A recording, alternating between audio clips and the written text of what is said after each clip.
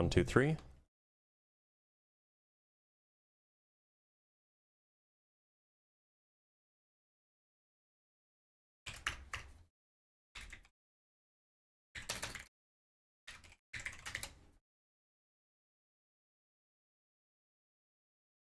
And we're live.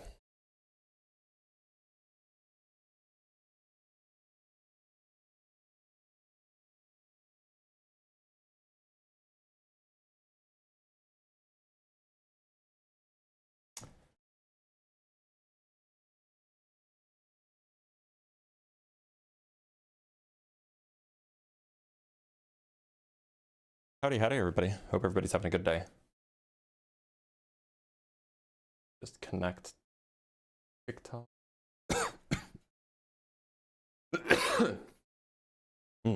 Okay. Should be good to go.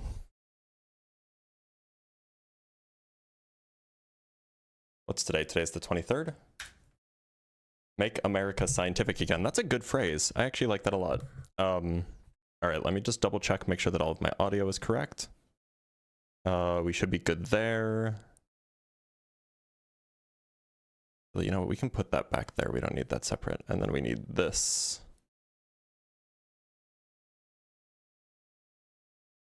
Where can I put you? Where can I put you? There, maybe? Yeah, we'll put you there. Okay. Welcome, everybody. Hope everybody's having a good day. Gotta go double check. Okay, we have nobody waiting in the guest room. We're good. Yeah, audio should be all set. Trying not a new setup, but just like a new arrangement of things. I need at this point, unfortunately, I need another monitor. Like, that is the reality of it. I used to not need an extra monitor because some of the software that I used was different, and then something changed, and now in order to have all of the comments appear in one place, I need to keep some windows open, and so I need another monitor.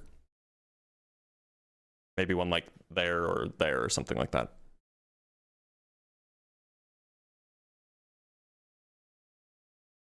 Justin has 8 monitors?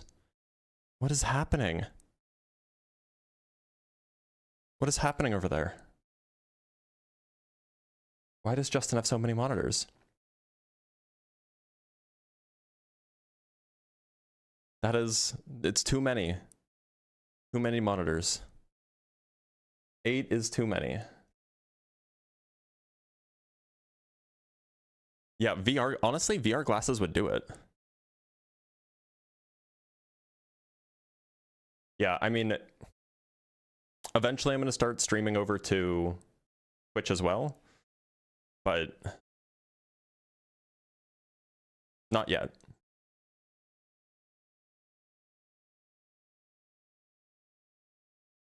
Honestly, I would love to have one monitor for each individual thing. That would be great. I have so many things.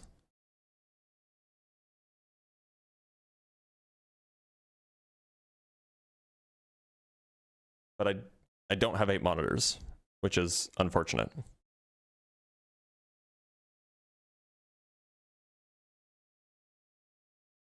Yeah, I'll get on Twitch eventually. I have a Twitch profile with Twitch whatever. I just need to actually get on that. You're right, I don't have 8 monitors yet.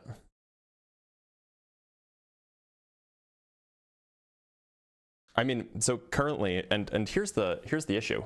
Currently I have, on my left monitor, TikTok is annoying. You can't grab from the TikTok.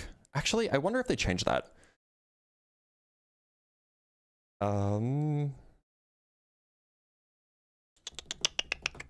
Window capture.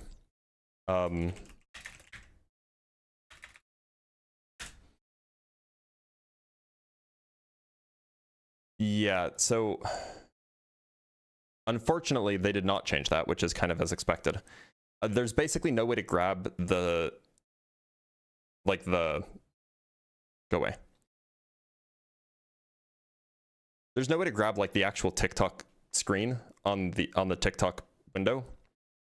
And so if you want to grab their profile and say put them over here somewhere for the horizontal, you have to just grab the entire window, or the entire the entire window rather than the TikTok thing, which means that the TikTok thing has to be in a specific place on the monitor. And the way that I have it set up means that the TikTok window has to be like, maybe actually let me try this. What if does it change the size? What if I just did, let me try something.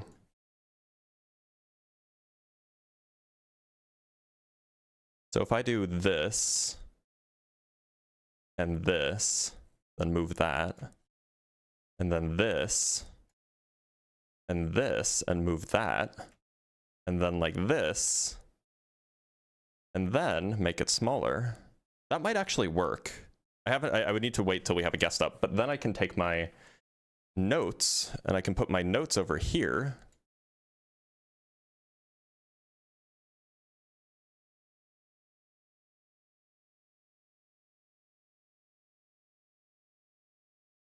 I could actually even make this smaller.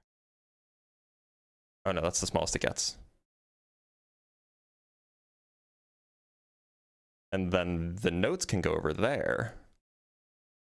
And then, sorry, I'm just working on setup stuff. And then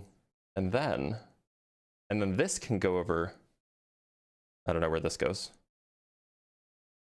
This can go over here, and this, which is not very important, can go like down there.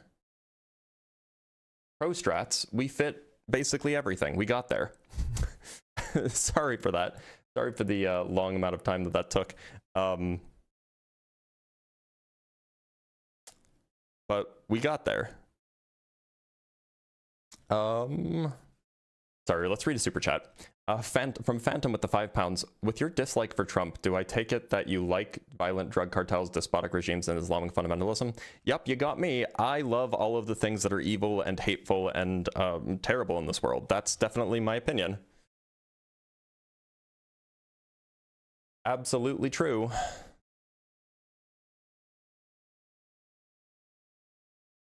You got me.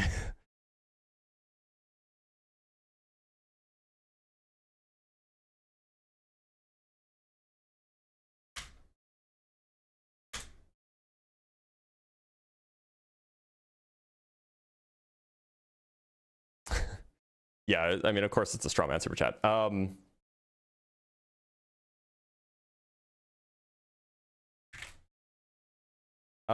So currently, we are, I don't know, 8 minutes into the live. We'll give it another 2 minutes before we switch topics, but it looks like we're not getting any guests today, which is, you know, interesting. It's not so surprising. I mean, Trump supporters have been in like full-on retreat mode because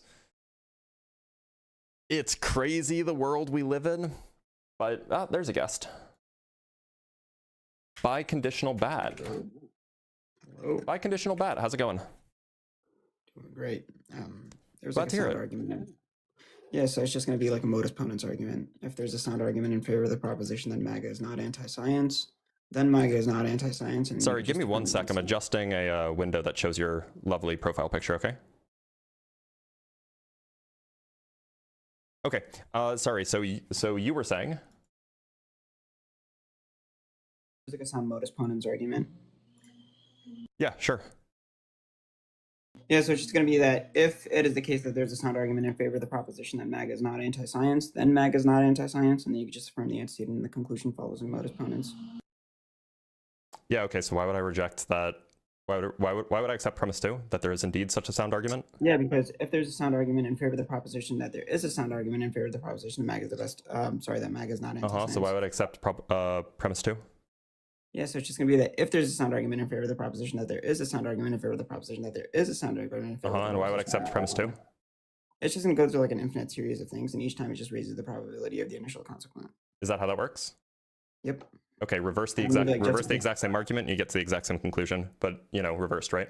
No, but yeah, but like the whole idea is like every single time I do it, it does raise the initial I could run the exact same one I could just replace anti-science with not anti-science or vice versa, and we're done. Yeah, then I'll just give you like a counter argument.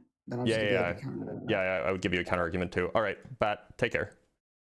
He was just here to waste time. It's okay. People sometimes like to waste time. It's not the end of the world. Well, it looks like that we're not actually getting any serious MAGA types, so we probably should just change topics, which I'm sure that you guys would be happy to do. So here's what we're going to do. We are going to... I guess pro-science had proved that global warming was wrong. Oh, that means that they're anti-science, though. If you think that they proved global warming was wrong, Rick, that means that they're anti-science. Because global warming it's like a real thing. I'm sorry, Rick. Where's your buy me a coffee? If you go to my webpage and scroll down, at the bottom of the page, there will be a link to the ways that you can support me. No, what we're going to do is we're going to do Young Earth Creationism. So I just need to go take care of something really quick. The TikTok live, you guys will automatically transition. But what I do need to do is I need to go just change the title of the YouTube video.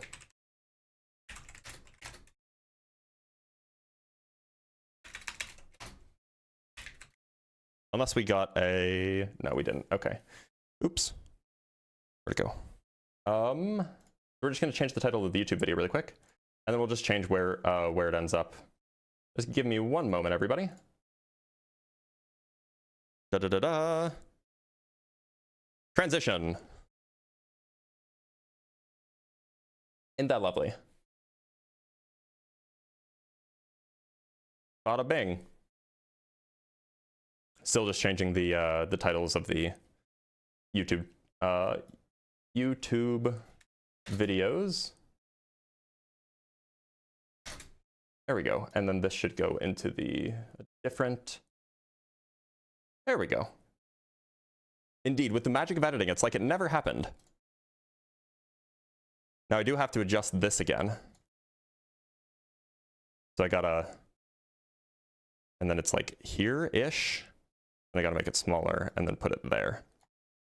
All right, but we should be good to go. Hopefully some people will join up now that we have a different topic. I know that this is perhaps a spicier topic for some people, but indeed we did win, Germs Rosselino. MAGA isn't willing to argue their case. Right, that's exactly it.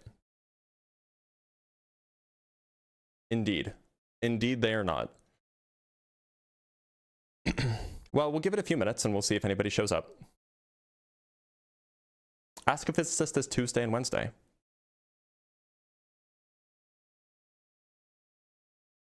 MAGA has initiated multiple science projects, spanning dozens of countries within the past 6 years. Can you name, I don't know, 2?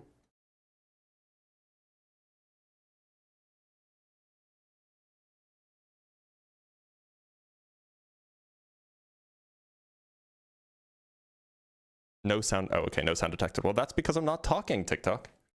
1 sec, he has to Google it, right? That's exactly it. We'll give it some time. Wish you would do political sciences critique. I don't know what that means.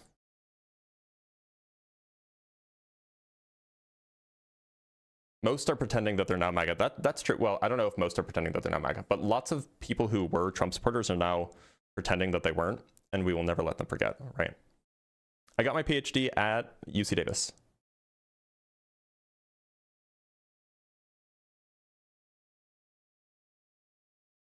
The church never made a scientific claim. It's entirely metaphysical. Well, when you talk about how old something is, that is a scientific claim.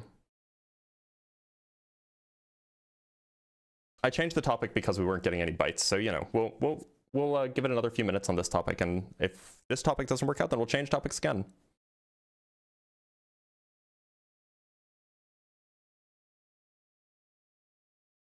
MAGAs are hiding in their bare cupboards. That's sad. That is just sad. From Accountalodge with the $5, seeing you on the line recently reminded me how compassionate you are compared to the stereotypical atheist, of whom the host kind of embodies.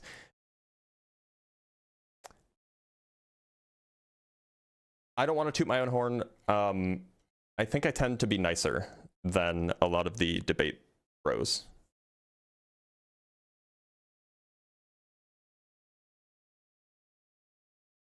I think that's just the reality of the world that we live in.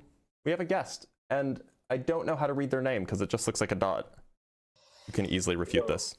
What should I call you, by the way? You call me Itachi. Call you Itachi? Yeah, that's fine. Okay, Itachi. So how old do you think the Earth is, Itachi? Isn't it like over 63 million years? Over how many years? Isn't it like 63 million? It's older than that. The Earth? Yeah, How old do you think the Earth is, dude? about 4.5 billion years old. Yeah, that sounds about right. But yo, listen, when you have on the background, your church lied to you about science. The Earth isn't 6,000 years old. There's nowhere in the Bible that says the Earth is 6,000 Good years thing old. I didn't say that.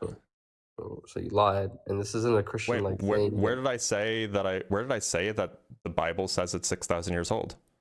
Nor any church says it either. There are definitely churches that say it. I can list you off pastors who work for mega churches. Which denomination? Holstein. What's Which that? denomination? What's that ghoul? These are like evangelical churches. They're going to call themselves non-denominational. They're going to call themselves non-denominational. But this isn't even Christian. Do you think that evangelicals are not Christian? Of course not. Okay. Good thing that nowhere on the background does it say anything about Christianity. Well, when you say church, right, that's a reference to Christianity. It's a reference to an organization. No, it seems like that you want to tone police it, Dot. I'm going to let you go. But thanks for being here, Dot. I do appreciate you. Yeah, Kenneth Copeland, another great example.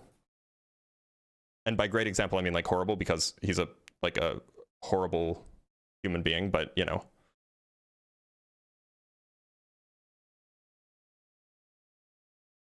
All right, let's talk to Henry. Henry, how's it going? All right, let's talk to Gentile Gentleman.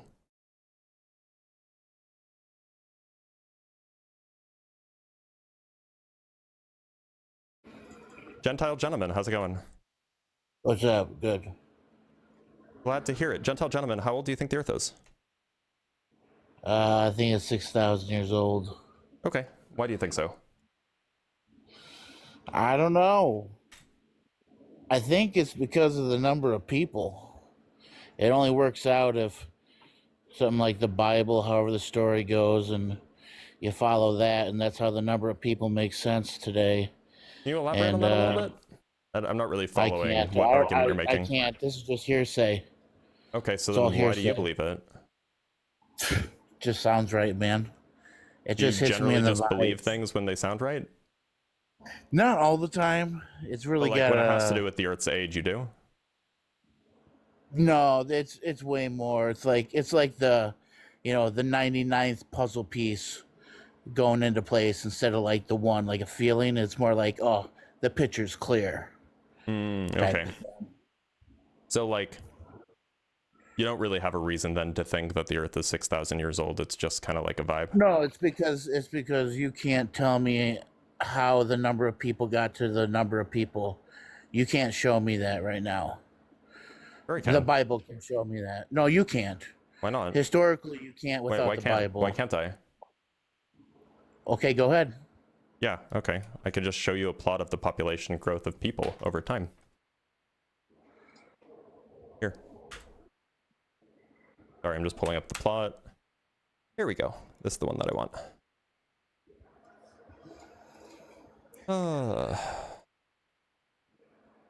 There we go. Can you see that all right? Wait, are you using the Jew Google? I don't accept their answers.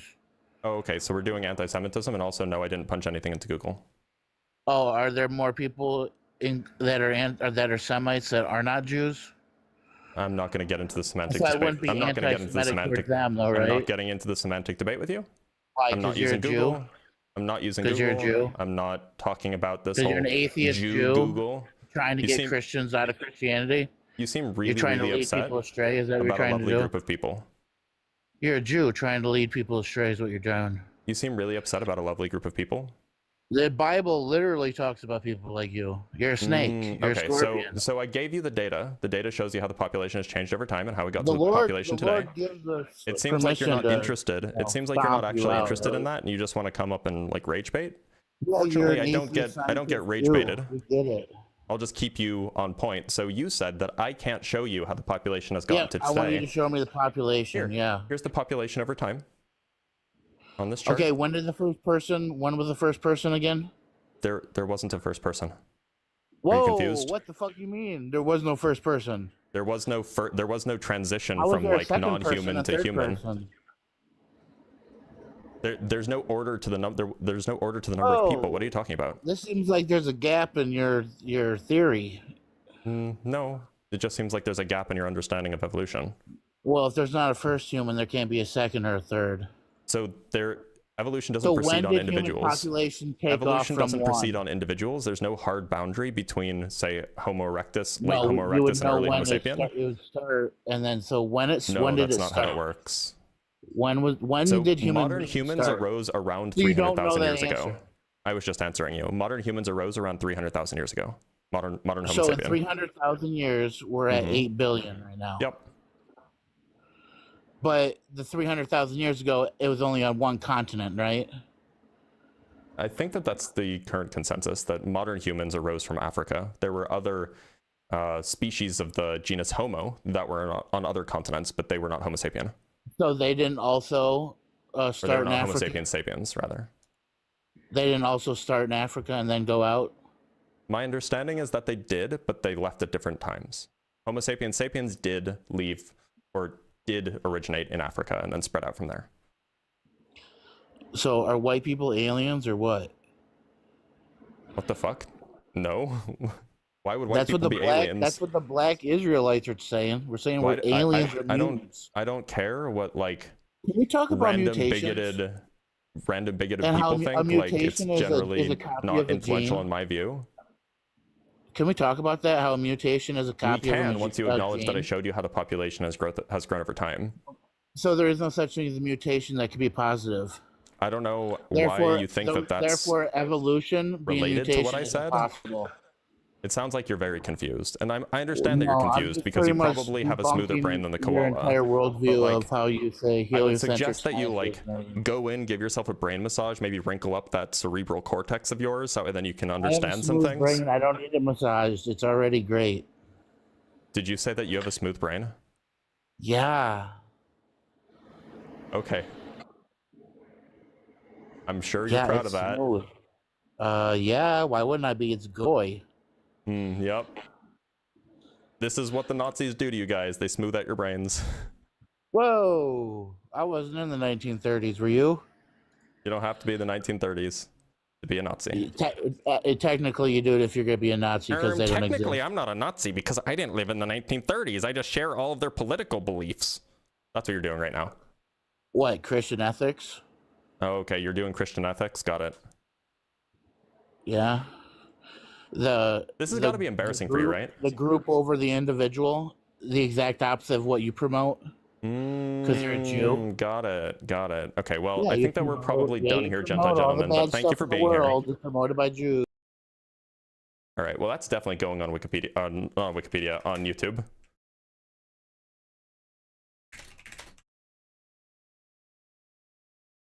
I mean, like, it was short, but like, damn, bro said that he was proud of having a smooth brain. That's hilarious.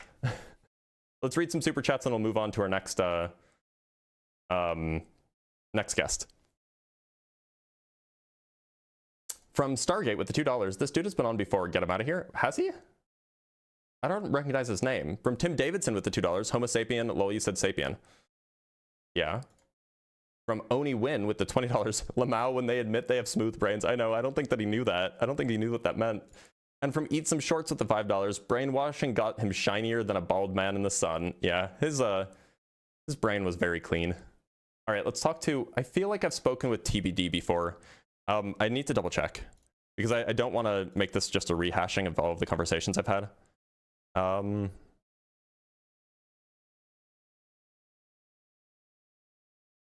Oh, but I also deleted some old conversations the other day. Okay, well, it's been a while if I have spoken with TBD. TBD, how's it going? Have we spoken What's going before? on, Pilgrim? Do you keep a spreadsheet of who you've talked to? We've never talked before. I'm just asking. No, I don't keep a spreadsheet, but I do have folders with, like, when I'm making YouTube videos that I'm clipping from like a debate, I put the name of the person in the title of the folder. So like I can scroll through that. So like if we have spoken before, then it wasn't notable enough, I suppose, to make a YouTube video out of about it. So you're fine. So TBD, how old do you think the Earth is? Ask me the question again. How old do you think the Earth is? I don't know.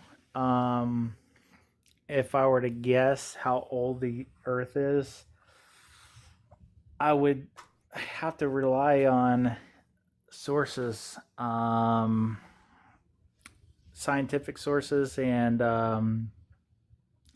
other sources, because ultimately Yep, that's true.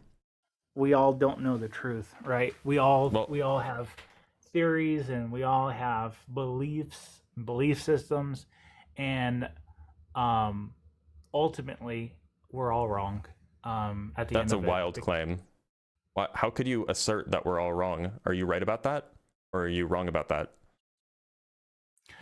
Well, the reason why I have that belief is because if we were all right to begin with, Nobody's saying we're all right. Us being all wrong, the opposite of us being all wrong is not us being all right. The opposite of us being all wrong is some of us are not all wrong. okay, well, tell me who's right. The people who use empirical data to support their claims. Well, that's not true, because the people who did that previously thought the Earth was flat. Can you give me an example of people who used empirical data to support the view that the Earth was flat? Yeah, let me pull that up real quick. Give me 1 second. Sure.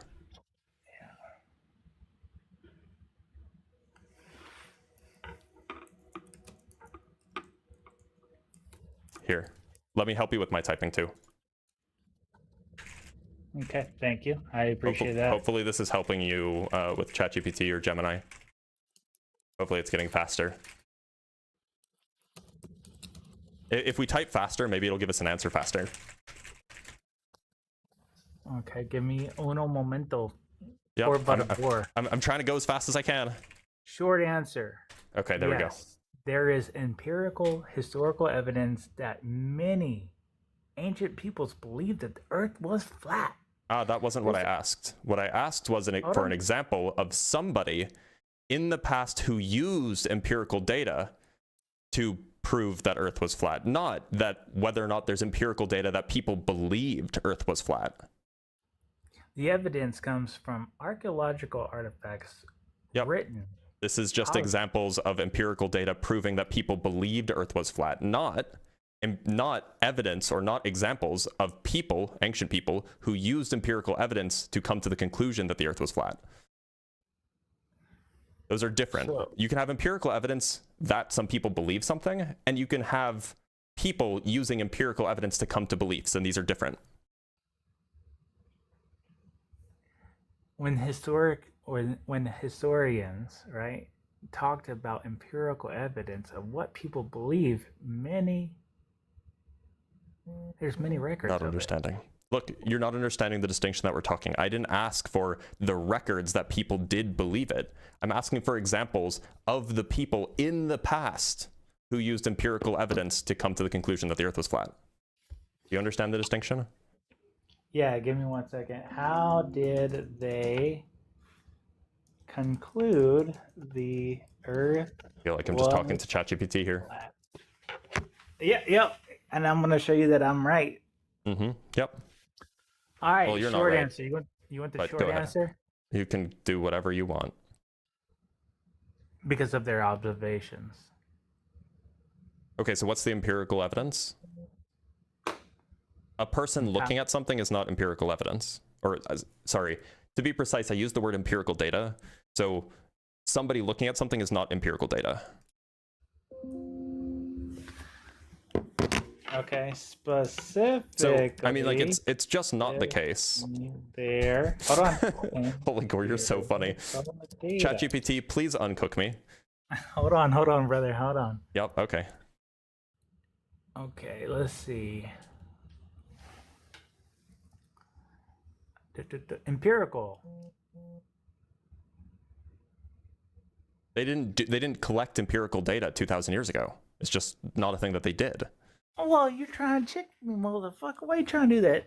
Why are you trying to do that to me? Huh? You made the claim that they used that they used to use empirical That's data not to my come to the claim. conclusion that the Earth is Hold on, flat. hold on, hold on. Let's check your memory, brother. Do you want me to I replay said- the live stream? I'll replay the live stream Yes. for you. Okay. Do it. Okay. Oh my god. You gotta shut up for a second though, okay?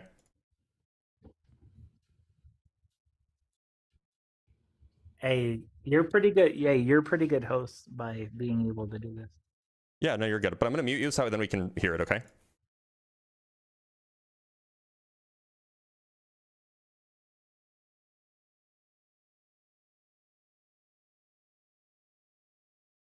Hold on. I gotta. It's not us are not all wrong. Use empirical data to support their claims. Well, that's not true because the people who did that There you go. Support their claims. No, hey, no, don't. No, pick and choose. I'm the people keep who going use back. Keep going back. Here you Okay. go. Well, tell me who's right. the people who use empirical data to support their claims. Well, that's not true because the people who did that previously thought the Earth was flat. The people who did that, what were they doing? They were using empirical data. But no, they weren't using empirical data because they didn't weren't. collect empirical data. Exactly. That's what I'm saying. So you were wrong. Exactly. I'm glad that we're in No. agreement. I'm right because listen what I said carefully. Okay. I said that they believed it. They used the people who did that believed the Earth was flat. Yeah. Right. But they didn't do that at all. The people who The believed the word- Earth was flat hold on. didn't do Hold on. that. Hold on, Vato. When I say that, right? It doesn't imply empirical or gathering empirical It evidence. literally because does, unless you don't speak No, it English. Here, I'll doesn't. play it again. the people. It's Okay. Well, tell me who's right. the people who use empirical data to support their claims.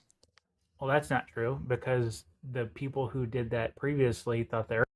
Now, what is that referring to? That is conclusions based on their objective evidence at that time. So meaning. Sorry. Typically, so that is a pronoun, right? I imagine you know what a pronoun is. It's a noun that's used to refer to something prior or to an antecedent. Now, in order for the thing that's referring to be an antecedent, it must have been mentioned or used in the prior sentence or in the conversation, whatever it might be. Now, the only thing that was mentioned was empirical data. Now, you said objective facts. That wasn't mentioned at all. So it can't be that was referring to objective facts. It must be referring to something that we just listened to. Yeah, we can rewind this. it again because I didn't say Us are not all objective wrong. facts. Hold on, no. I'm talking about recently. Okay, well, tell me I didn't who's say right. objective facts. I said The people who use objective. empirical. Don't Objective what? interrupt me. Objective evidence. Okay, so that also wasn't mentioned anywhere. So that did not have an antecedent of objective evidence because objective Okay. evidence wasn't mentioned in the conversation. Let's start So over. why not Pilgrim, just 'cause we're going recognize in that you were circles. wrong? That people in the past didn't use Let's start over. empirical Let's start data over. to try to come to the conclusion that the Earth was flat, Let's start and that over. we can Pilgrim, indeed be correct that because about claims that we make is so long as we use empirical data to come to our conclusions. okay, let's start over, Pilgrim, because we're gonna go in circles here. And We will go in circles unless you admit that you got something wrong here. okay, I admit that we got something wrong here. Now let's move forward. We'll take it. We'll take it as the royal we. Go ahead. Okay, perfect. Roil it up. Now, back in the Dizzy in ancient times, right? They thought This has got to be a troll. This got to be Hold on, it got to be a no, troll, right? Hold on. They actually You called me believed the Earth Pilgrim was and then flat. you said Dizzy. What's wrong with that? It's, You never heard it's of just not a Dizzy? serious. You're just not a serious person.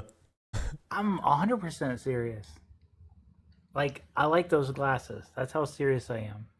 Now, let's get back to it. So, if you look at ancient times, right? Let's talk about, 1800 BCE. They thought the damn Earth was flat, brother. And Yeah, sure they did. Do you think that the Earth is flat? Hold on. And then, Do you think that hold the on. Earth is flat? Hold on. Just let me get. It's like an easy yes or no, right? The easy answer is I don't know. Oh my god. Oh my What? god. Don't tell me. TBD, do you know Listen. anything? Yeah, I know all kinds of shit. Okay, like what? What's failure mode effective analysis? I don't even know what you just said. What is failure mode effective Failure analysis? mode. Failure mode what Effect- analysis? Because I have no idea what that effect- is. Do you know what it is?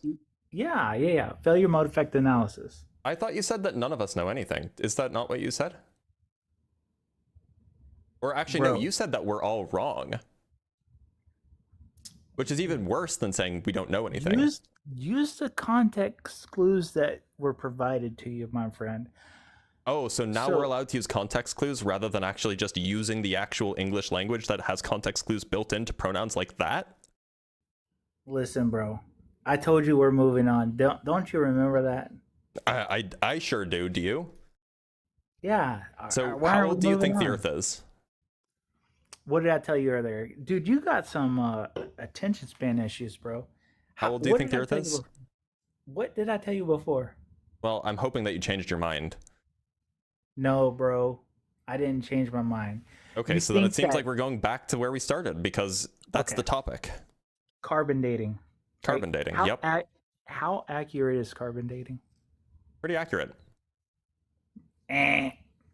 Wrongo bongo, Mm. bro.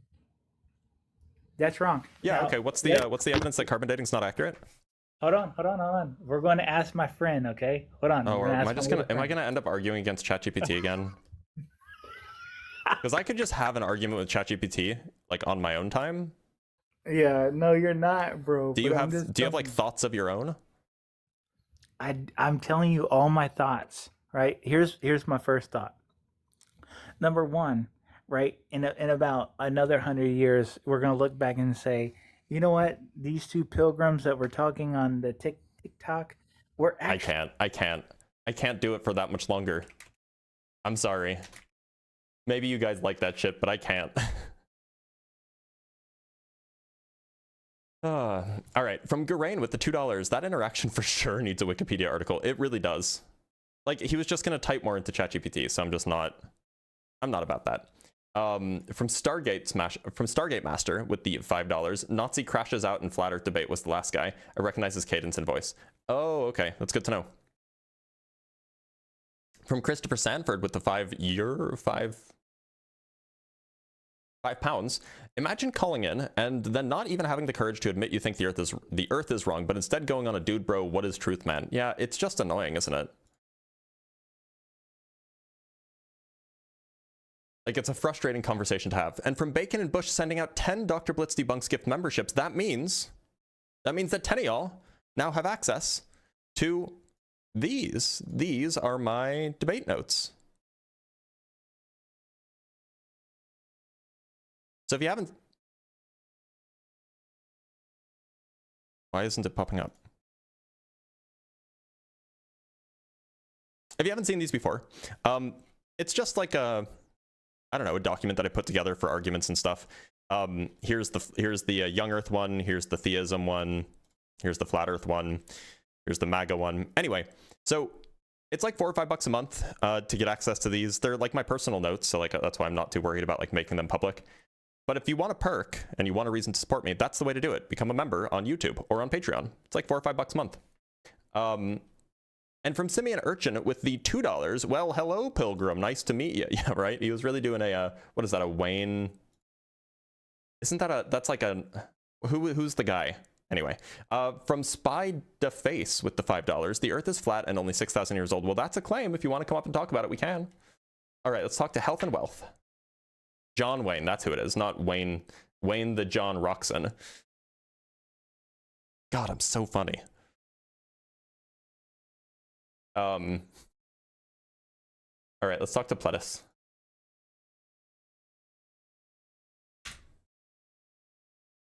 I know you're just trolling Spiderface. I appreciate it. I appreciate the troll. No, I'm not trolling, man. Pledis, how old are you?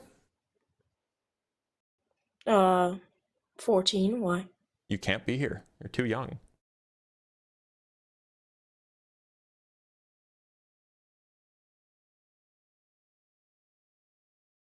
All right, let's talk to Damon.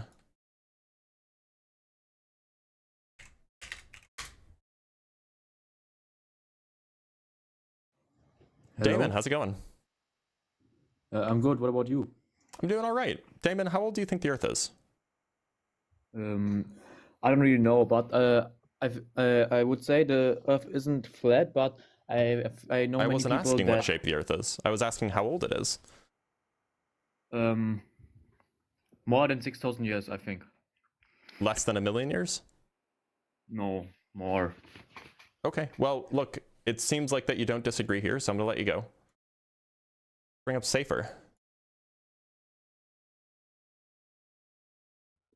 Cypher, how's it going? Good. Glad to hear it.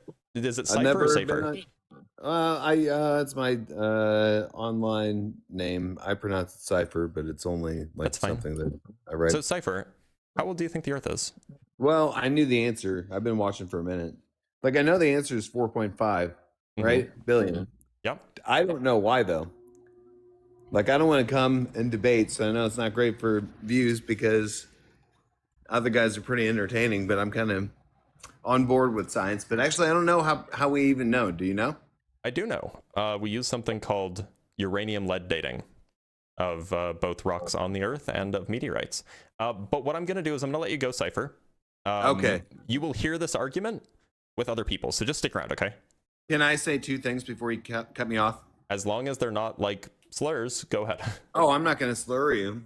So I try to say in the comments, I don't know how to pronounce his name because I've only read it, but like Aristophanes from Aristophanes, yeah. Yeah, he did an experiment, and I think he was in Greece, and someone was in Egypt, right? Yep. And he measured the circumference of the Earth. Yeah, so this was over 2,000 years ago. This would be an example of somebody not using it, or somebody using empirical data to show that the Earth is a sphere, not to show that the Earth is flat. Yeah, exactly. And he measured the circumference. Yep. And another thing, what the other guy said about carbon dating not being very accurate, it's true if you want to measure things that are like millions or tens of millions of years, but there are other Carbon dating isn't for that. There's carbon dating is for measuring things up to 50,000 years, and in that range, it's quite there's good. other things that we can use to measure things that are much older. So right. So I'm gonna let that's you go. all I Cypher. wanted to say. Oh, I cut him off too early, but thank you for being here. All right, let's bring up our next guest. This person doesn't have a name. Ooh, no name. No name. How's it going? No name? The nameless one. Oh, hello. Howdy. Can you hear me? Yeah. I hope that's the sync. Yeah. Yeah. Sorry, I was making coffee. Okay. So what should I call you first? Don't I have a name on here? It's Nope. HROLL. Roll, whatever. You can HROLL. Yeah. Okay. Roll. Kroll, got it. So, Kroll, what shape do you think... Sorry, that's the wrong question. Muscle memory. How old do you think the Earth is? I actually know how old the Earth is. I didn't want to debate you on that. I just wanted to say that I thought you were being pretty bad faith by saying that there was no empirical data that the world was flat. Okay. Because you basically... Thanks for being here. You just wanted to come up in tone, please. No, the correct claim is that no one was collecting empirical data about the Earth being flat 2,000 plus years ago. That's the claim.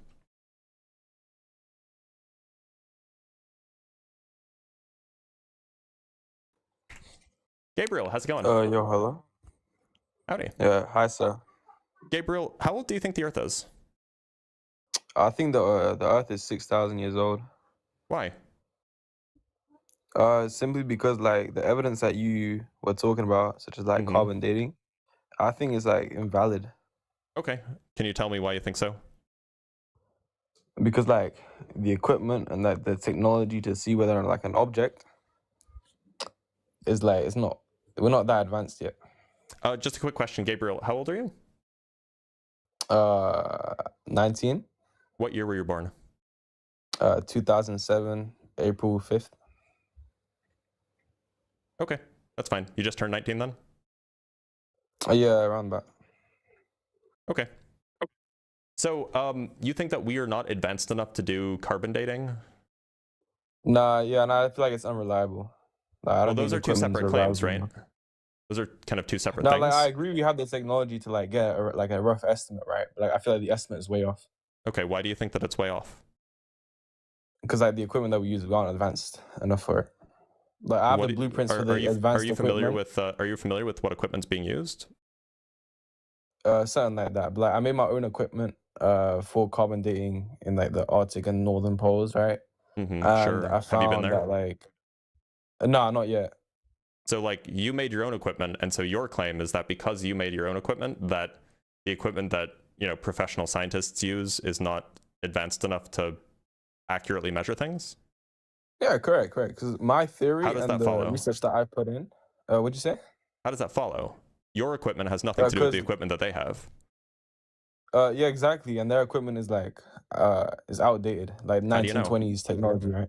No, it's not 'cause I saw 1920s that- technology. Nah, it's like 1920s education technology type stuff, right? No, like it's not. Researchers were done in the 1920s. Carbon dating hasn't existed that long. I can go find Yeah, out but the the research year that was you like want that for long. when carbon dating was first proposed. I go don't on. actually know when it was first used historically. Let's go see. Pull up the. Okay, so it looks like the first experiments to determine if any of the elements common in organic matter had isotopes with half-lives long enough to be of value in biomedical research were done in 1939. 1945, I guess, is when Willard Libby, who invented radiocarbon dating, began his work. So at the earliest, we have 1945 for carbon dating. Wait, who'd you say your source was? I'm just using Wikipedia. The guy who invented it is Willard Libby. Oh yeah, so that Wikipedia article, I know what you're referencing. I've seen it before. It's like there was evidence found that like suggested much earlier. It's like leaked government files. Like the governments had it under locks. Okay, so and it what's was the only evidence just of that? recently exposed there. So yeah, so you look at like the FBI. The FBI choose whether or not to release the documents. So you can look at the documents. So what's the like, being evidence that released and there was stuff, right? radiocarbon dating before 1945? Yeah, look at the documents. There's the documents published by the FBI. What documents? By the FBI. There are a lot of documents by the FBI. Can you give me a detail? A Yeah, specific so one? document. The title would be carbon dating research. That'd be like an example of carbon. Yeah. Okay, I'm typing in carbon dating research FBI. All right, is there a particular thing that you have in mind? Yeah. So particular one. If you scroll I'm down, not finding anything in particular. Yep, scrolling down. Yeah, because they have it on the locks, but they don't want you to know about it. How do you know my about it, equipment then? is more trustworthy. How do you know about it then, Gabriel? Because, bro, I can't leak my sources. So you have no sources, or at least you can't tell me your sources. But when I present you with Nah, sources, it's like on the locks, bro. the source that I can present Jewish you, by the way, government. by You know who Netanyahu is? Of course, we're going to the Jews. It's always the Jews. Okay, so do you actually want to stay on Nah, topic? Netanyahu is in my contacts, bro. Do you actually want to stay on? me. Okay. Oh, okay. So this is a troll.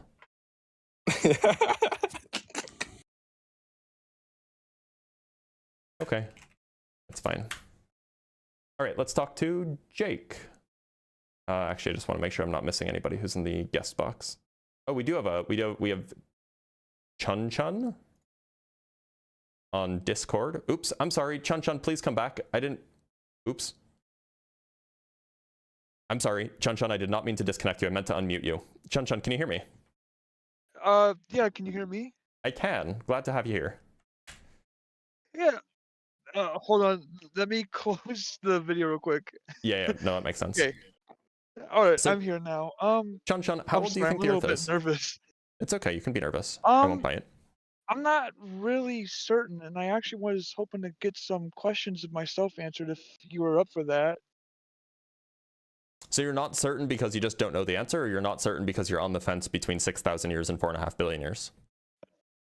Well, it's kind of complicated. I want to say it's around 6,000. But I had some questions about carbon dating that I haven't been able to find. It's been a while since I've looked into it, and I was Sure. hoping to ask you about that. So, as far as I understand, we use the rate of radioactive decay in what was it, like the molecules, the atoms, right?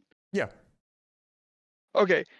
So one of the questions I had was, and this is an answer I've been struggling to find, and I didn't get the chance to ask my teachers this in high school. But um, how do we know what the base rate for them are? So like, how do we know when we reach when the decay is like at its full growth before it starts decaying? Does that kind of make sense? No, I don't know what you're. I don't really know what you mean. Do you mean how do we know how quickly they decay? Like how long it takes? Or are you Well, I asking? know the rate of decay, but I'm trying to figure out like at what point was it at before the decay started? Okay. So for carbon dating, what's used there is atmospheric carbon. So atmospheric carbon is produced continually by basically sunlight smashing into atoms in the upper atmosphere, and it turns regular non-radioactive carbon. Actually, I think it turns nitrogen into carbon-14, which is the radioactive kind. So basically, whenever you're alive and breathing, you're breathing in, because there's carbon in the atmosphere, carbon dioxide. Or if you're a plant, or especially if you're a plant, because plants consume carbon dioxide, the plants are breathing in some small fraction of radioactive carbon at all times. And if their carbon levels, and then that carbon that they consume, it'll turn into their bark or whatever, and that'll start to decay. But then they'll replenish those carbon levels by breathing in more. So basically, by the time they die, the level of carbon that they have in their body, or in like their trunk, and their, these are plants that we're talking about, the level of carbon that they have inside of them is the same as it is in the atmosphere. And then, because they're no longer breathing, that starts to decay away. So all you do is you just match the initial carbon to the carbon levels in the atmosphere. And that's a pretty constant rate. Okay, that's really interesting. So, and then that carbon goes right back into the earth, right? Once the plants die? No, I mean, like, not like, plants don't immediately decay, right? They don't immediately get like eaten by bacteria. So like you can go find trees, or wood rather, that is thousands of years old and hasn't decayed because maybe it dried out or whatever it is. And so then you can carbon date that wood, because the wood is made of carbon. It's going to have carbon in it, and you can check how much of that carbon is carbon-14. Okay, perfect. And then can I just say something to a lot of the bad faith actors that have popped in here real quick? Well, I'd rather we just stay on topic. That'd be better. Okay. Okay, so there's another point I wanted to just bring up because it was something that I found interesting. So when it comes to the way that, when it comes to the Earth being 6,000 years old, I'm not really confident in that number myself. I'm not also confident in it being billions years old. But for some of the faith-based arguments, I heard something interesting that, maybe the Earth was created in a mature state, which I know sounds silly. I don't usually like talking about this stuff, especially publicly like this, but I just thought it was like an interesting idea. And I was wondering, there are a few things I've been wondering. I do a lot of things. So I haven't really gotten a chance to look into it yet, but I wanted to see what you had to say to anyone who to something like that. Yeah, just because you look, so let me give another example that is aligned, because you're talking about creating the Earth with maturity. Like, I could create I could, go and I could manufacture a toy, and then I could put like varnish on it, or like false patina on it, or I could make it look like it's an old toy. That doesn't make it an old toy, right? So even if it was created with age, all that's being done is there's just like a, not a facsimile. It's just like, it's a fake, right? It's a fraud. Yeah. And so you could say that it was created with age, so that we would think it was 4.5 billion, or it was created mature, so that we would think it was 4.5 billion years old, but it's actually only 6,000 years old. But then you have to explain why this divine creator that you believe in is defrauding us. Why are they, deceiving us about how old the world is?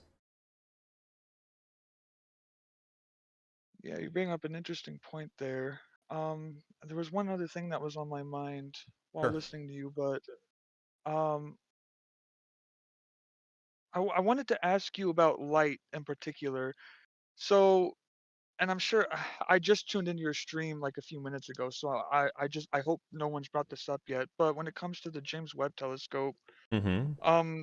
science, and I'm not completely up to date on it because I know that it was discovered a few years ago, so I don't have all the information on it. But it looks like a lot of the photons that NASA was detecting through that telescope coming from that far out in space, it looked like they were red, which indicated that they were um I Far think away and I'm trying to receding quickly. well yeah, but yeah, that is true. There was one thing that I saw. I'm just gonna say it.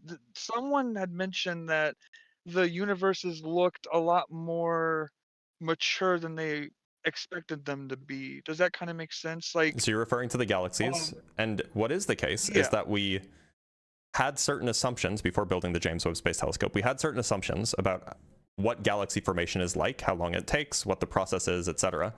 And that information was based off of what happens, what's happened in the last 5 billion years or so, because, we weren't able to look that far in the past prior. And it turns out that our assumption that the way that galaxies evolved in the past was similar or the same as the way galaxies evolve today, that assumption was wrong. So yes, galaxies did look more mature than we expected because we made a false assumption, namely that they develop in the same way that they develop now. okay. And then the other question I had, I think this is my last question. When it comes to mapping the universe, I was listening to Neil Tyson talk about this, and I know it kind of might sound like it's off topic, but when it comes to measuring the rate of the universe's expansion, I noticed that when you measure in one direction, it's uh, sometimes marginal difference, sometimes it's a gigantic difference in the size from one way to another. And so I was just looking to get some clarification on that. But then I also wanted to ask you if you maybe had any theories as to maybe I think it's called the heliosphere, the fact that we're constantly moving through space like our solar system is. I was wondering if maybe that would have something to do with Both of that. these seem unrelated, Chun Chun, so I'm going to let you go because we're way off topic. But feel free to join the Discord Okay, server. I'm You're so already sorry. here, and you can ask those questions in the Discord server.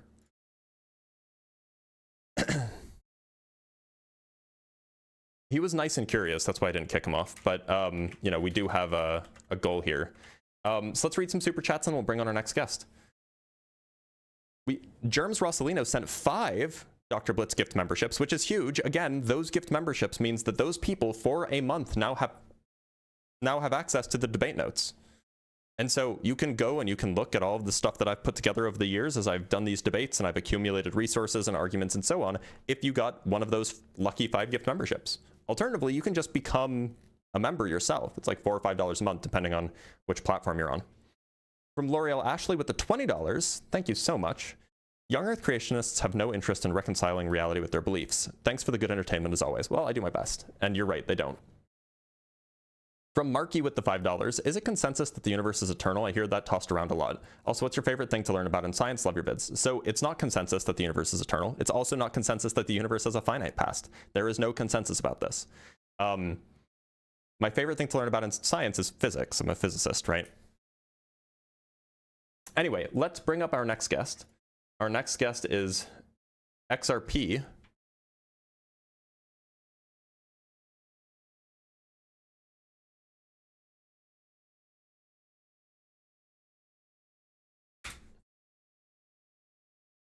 XRP.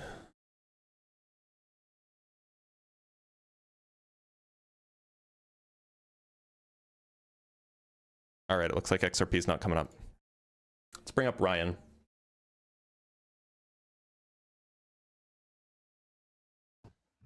Ryan, how's it going?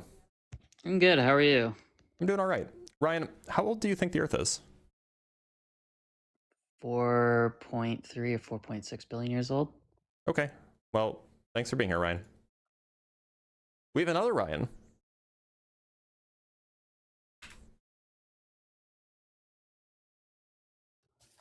Ryan, how's it going? Hello. How are we doing? Doing all right. Ryan, how old do you think the Earth is? Let's say about either 22 years old or I don't know really. Okay. Do you not know because you're on the fence, or do you not know because you haven't looked into it?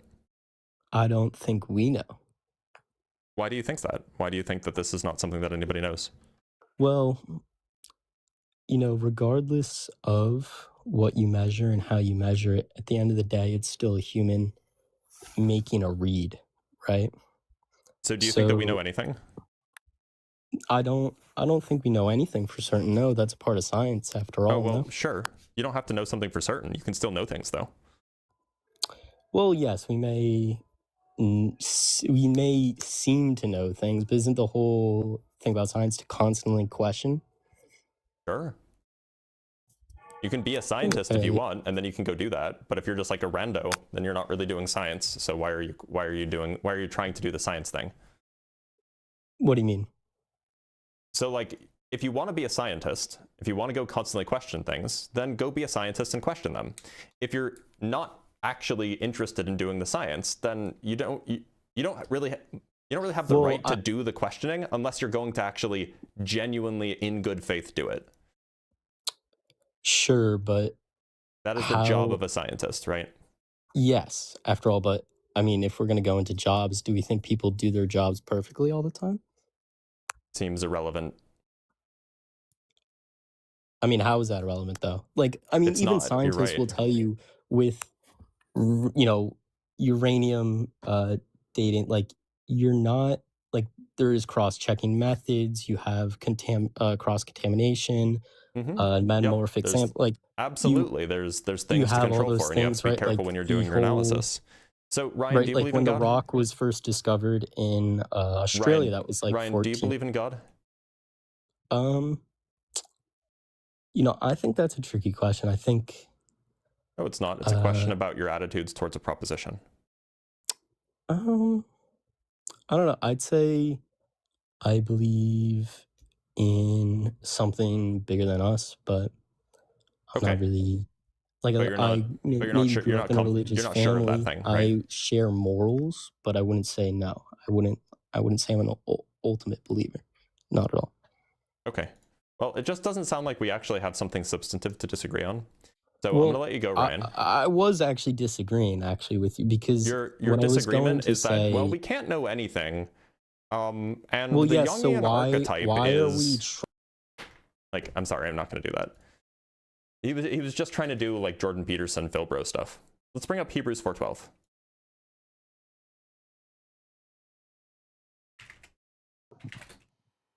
Hebrews, how's it going? Hey, what's going on, man? Not a whole lot. Hebrews, how old do you think the Earth is? Well, I do lean towards the 6,000, 7,000 year old. Okay. Only really because if we could touch on carbon dating, like you and that other guest were. We can touch on whatever you want. Sure. I just feel that there's too many assumptions, and maybe you could help correct assumptions where it may not be an assumption. In carbon dating? In the form, yeah, in the starting. Carbon dating isn't how we figured out how old the Earth is. No, I know that, but doesn't the same assumption go across all the same carbon, like all the same radioactive dating methods? No. We don't assume the starting points. Well, so there are assumptions that go into each one, but no, they're different and they're different and they're justified in different ways. Like, for example, for carbon dating, we assume that the kind of like the starting carbon-14 level matched the atmospheric level at the time of death for the plant, or at the at near the time of death for an animal, because an animal is going to consume the carbon from a plant. But for like uranium lead dating, we assume the initial lead concentration is very, very small in comparison with the initial uranium composition because of the chemistry of zircon crystals. So like they're different assumptions, different justifications. So okay, so then why would we like now maybe these articles are wrong. I don't have them offhand. Maybe you've seen them. Mm-hmm. Have you seen the articles where dinosaur bones have carbon in them? I don't know. Maybe. Because it wouldn't. I've make seen sense articles to where me that there's they would be organic in material, but that doesn't mean carbon per se. Okay, is there a justifiable like scientific reason that organic material like soft tissues and stuff like that could last 64 million years? Yeah. Have you looked into this? I can show you if you want. Not in depth. It'd be awesome if you wouldn't mind going through that. Yep. Now I'm not a biologist. 'Cause I'm just going to pretty- show you the show you an article that makes this, that, you know, purports to explain this. This was published in 2019. Mechanisms of soft tissue and protein preservation in Tyrannosaurus rex.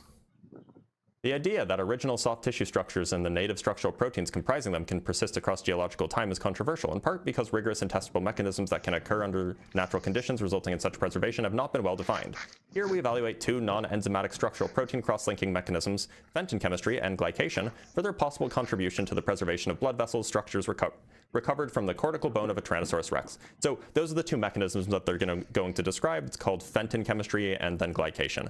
And at least in principle, they're going to explain how this can work and how it can be that you have these old, you know, these like this organic material that is still present in dinosaurs or in, you know, dinosaur fossils after millions of years, right?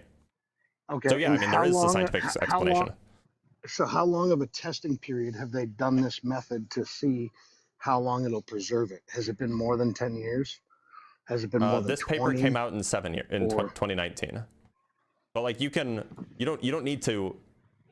So the empirical evidence I'm talking about is like, do they have the empirical evidence of like, we've been doing this now for 50 years and it has like next to no decay on the organic material because of these compounds. You know how, are you familiar with like manufacturing companies that will, they'll produce a product and they'll say this will last for like an LED, for example, right?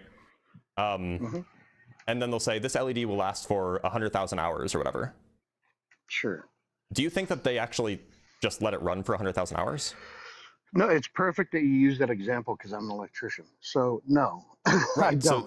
That's based on an assumption. They can make inferences, right? Yeah, so I'm not in disagreement with that understanding, but I'm saying it's a big difference. It's a vastly wide difference to guess 100,000 hours. Do you know how many hours? How many? It's well, no, but the point is, it's not a guess. It's not a guess. It's a calculation, right? It is, and I watch LED lights die after just, I don't know, 5,000 hours. I'm an electrician that replaces them all the time, so their inference was wrong in a lot of cases. And you should know this because you're an electrician. This is not every single LED will last 100,000 hours. This is on average. This is how long they will last.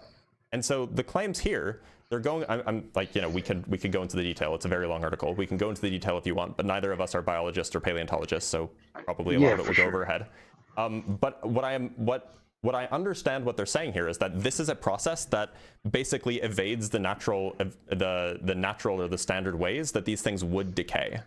This kind of chemistry evades those decay mechanisms. So this at least gives us a reason to think that it could be preserved. Now this is still active science. This is not the end all be all. This is a proposed or a pair of proposed mechanisms that could explain why we have this tissue here. So this has nothing to do with carbon dating, by the way. Yeah, no, I agree. It doesn't. But I have to give a little bit of pushback about the average, the 100,000 hours being an average, because we haven't had an LED that outlasts 100,000 hours in testing to be even able to say that it will or won't. It's just an inferred guess. At that point, it's the best. No, it's an inference. An inference is not a guess. These come from calculations. These are not guesses. I'm not saying that it's a calculated guess at that point because we don't have. And by the way, 100,000 hours is 11 years. So like, yes, I'm sure that this has been tested explicitly. When they first came out, they did not have the testing. They first came out in like the 90s? And they were, no, we're talking the LED lights that we're installing in the homes. I'm just talking about LEDs. I'm talking about LEDs, not like everyday LED lighting that like you've been installing in homes. But we can go look up when were the first LED light bulbs installed in homes. We can just look this up. or light bulbs testing done? In 1968, the first commercial. that's awkward. Yes. In 2005, an LED lamp was installed to illuminate the Mona Lisa. So, at least since 2005, if not earlier. Correct. So you'd be saying, okay, that would be the 24 first years one or would 25 not years. be, but that first one wasn't tested out for 100,000 hours is the point. So now you have to show me that one was tested for 100,000 hours. And that's specifically what they were looking for in testing for the That's not my claim. My claim is merely that the way that you come to these inferences is with calculations based off of material properties and based off of fundamental physics. And so these are, and then you can go and you can verify, you can do some statistics and you say, well, if X% fail by this much, then that's what we expect if the average fails by this much, for example. But it seems like you're kind of like pivoting away from this whole thing about dinosaur soft tissue being found in dinosaur fossils. So yeah, no, why don't not we talk really about trying to pivot the away topic? from that. Sorry. Yeah. So no, I can jive with what you're saying about that. So let's go back to the soft tissue. So again, how would they come up? So we talked about like the process they use for LEDs. What's the process they came up with for those two areas? Do you know anything about that, or if No, not, I mean this is not my area of expertise. Like I've read the abstract and then I've read like the beginning of the introduction, but I can't really follow most of it because it's far above my expertise. But to be clear, if you're interested, so the person who found the soft tissue in the Tyrannosaurus rex fossils, that was Mary Schweitzer. She's a really, really well-known paleontologist. Like super famous. She's also one of the authors on this paper that's providing a mechanism for the soft tissue preservation. So like this is not like this is not just like complete random speculation. This is like signed off by very well-known figures, and you know it's like a serious work of science. Now you could say that it could be wrong. Maybe they are wrong. Maybe there's some other mechanism, or maybe there's something else we don't understand. But to say that there's no scientific explanations, like here's a proposed scientific explanation, right? Right, and I'm just asking, where's the empirical evidence that we have tested those two processes? I'm not making the claim that this is definitively the explanation. Right, what no, I'm I know saying that is you're that not, this is a but I'm saying proposed you're giving me- explanation. Right, and I'm just asking, do you know if there's any empirical evidence to support either of those two? Well, I mean, yes, of course there's empirical evidence. It's in the paper. You can go look at like the data that they collect in the paper. Like here's some data. So they've actually performed the actual. Here's some more data, right? And like these are all pieces of data that are these are examples of empirical data. Yeah. Now, if you're asking, did they actually just check to see if it'll last for 65 million years? Of course they didn't. But that's not the only way that you can check to see if these mechanisms make sense, if these mechanisms do what we think they do. So that's probably more where I'm asking is where's the science that they have performed to see if these methods will last and for how long? It's not required. You can check these things in other ways. It's not required. No, you can check these things in other ways. So how would you check those two For example, you could processes in different ways? For example, if you know the standard mechanism by which blood vessels say decay, which that could certainly be, and by the way, I'm spitballing here. I'm not saying this is what they did in the paper, but I'm giving you a proposed way that you could do this. Fine. I won't hold your feet to the fire. I don't like doing that. Suppose that we know how blood vessels typically decay. Suppose that, for example, we know that there's a certain kind of bacteria involved in the decay process, and then these proteins, they only last for this long at this temperature or whatever. What you can do is you can look at the chemistry. You can look at the chemistry that you're suggesting is the preservation mechanism and see how that chemistry interacts with the known decay mechanisms. So for example, let's say, and this is just a complete, this is like a complete fake example. Suppose, for example, that blood vessels decay by a certain kind of bacteria eating them. That's not real, but suppose that that's the reality we live in, right? When there's a certain kind of bacteria present, or after an organism dies, a certain kind of bacteria comes and it eats the blood vessels, say. But say that there is a mechanism that allows for those blood vessels to absorb a molecule that makes it so that those bacteria can't eat the blood vessels anymore. Well, if that's the case, then you now have a completely good empirical demonstration that the standard decay mechanisms will not occur for that blood vessel. Correct. You don't need to test that at all. I agree. Right? But that's the testing that I'm asking you about. Have they done something like that for each one of those methods to prove that those two methods could potentially be why they were preserved that long? Apparently. And So they say this here. Then we use data derived from synchrotron FTIR studies of the T-Rex vessels to analyze their cross-linked character with comparison against 2 non-enzymatic fenton chemistry and glycation-treated extant chicken samples. We also provide supporting X-ray microprobe analyses of the chemical state of these fossil tissues to support our conclusion that non-enzymatic cross-linking pathways likely contributed to stabilizing and thus preserving these T-Rex vessels. So yes, they are presenting evidence. Okay, and so can we see that evidence, or is that not open to the public or just? It's in this paper. You would have to read it and be able to understand what's going on. Okay. So you think all their scientific data that they have is inside that paper? It is literally in the paper. Just the explanation of it is? It's literally you can see the data. Okay. Like here's a chart. A chart is a kind of data visualization, chart. Okay. And then you can go to the supplementary material where they have a document here, and then you can go look at their you can see all of their figures on the side where they show all of their data, So, like this all here. Awesome. What site is this so that way I can look this? This is on nature.com. It's an open access. This is an open access article. You can just type in the name of the paper. Awesome. I appreciate your time, man. Thanks. Yeah. That was actually one of the bigger issues for me, so I'll have to go through and read through this. But look, and I hate to be that guy, but having heard about there's soft tissue that was found in a T-Rex in like a dinosaur fossil, and that can't be possible with having heard this argument means it's a niche argument. This is not a lot of thing that you just learn in school, right? Which means that you must have gone out of your way to look for some evidence against the Earth being old, and you stumbled upon that. No, it's just something. And then it's something through. You didn't that look I've for the heard answer. Through TikToks. No, Okay, I didn't go looking. You're assuming that I went looking. Okay, fair enough. But then you didn't look for the answer. Right. It was just like a question in my head. So here's a guy, right? Dr. Blitz. It's somebody that I could at least come up to and ask about it. I'm not making any claims about it. I just asked you questions about it, right? I just didn't understand how something could last that long because we don't normally see that happening, right? That's not a normal thing. Would you agree or disagree? So I have no idea because I'm not a paleontologist. In fact, before I had heard about this, I had no opinions about whether or not it was normal to find soft tissue occasionally in fossils. I had no idea. Right. So I guess from so I'm a hunter. So I come across, things in the woods that have been there for a long time, and you don't see that naturally just happening. So that's why I was more curious about it. So fossils are not one that's been there for a few years. Fossils are not just bones lying around, right? No, I know I get that. I'm just saying as an example. So it's what causes the curiosity in the head, right? Like I heard that, they found what on dinosaurs, really? So I figured maybe you might have some insight on that, and you did. You gave me a website that I can go look up now, which was totally appreciated. Are you now less skeptical of the Earth being quite old?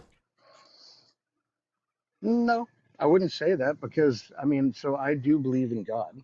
I don't believe in evolution. What was the point of asking the question? No, because I want to look through. I want to look through the data. So here's the thing. I think people misunderstand why we would even believe that it's 6,000 years old, right?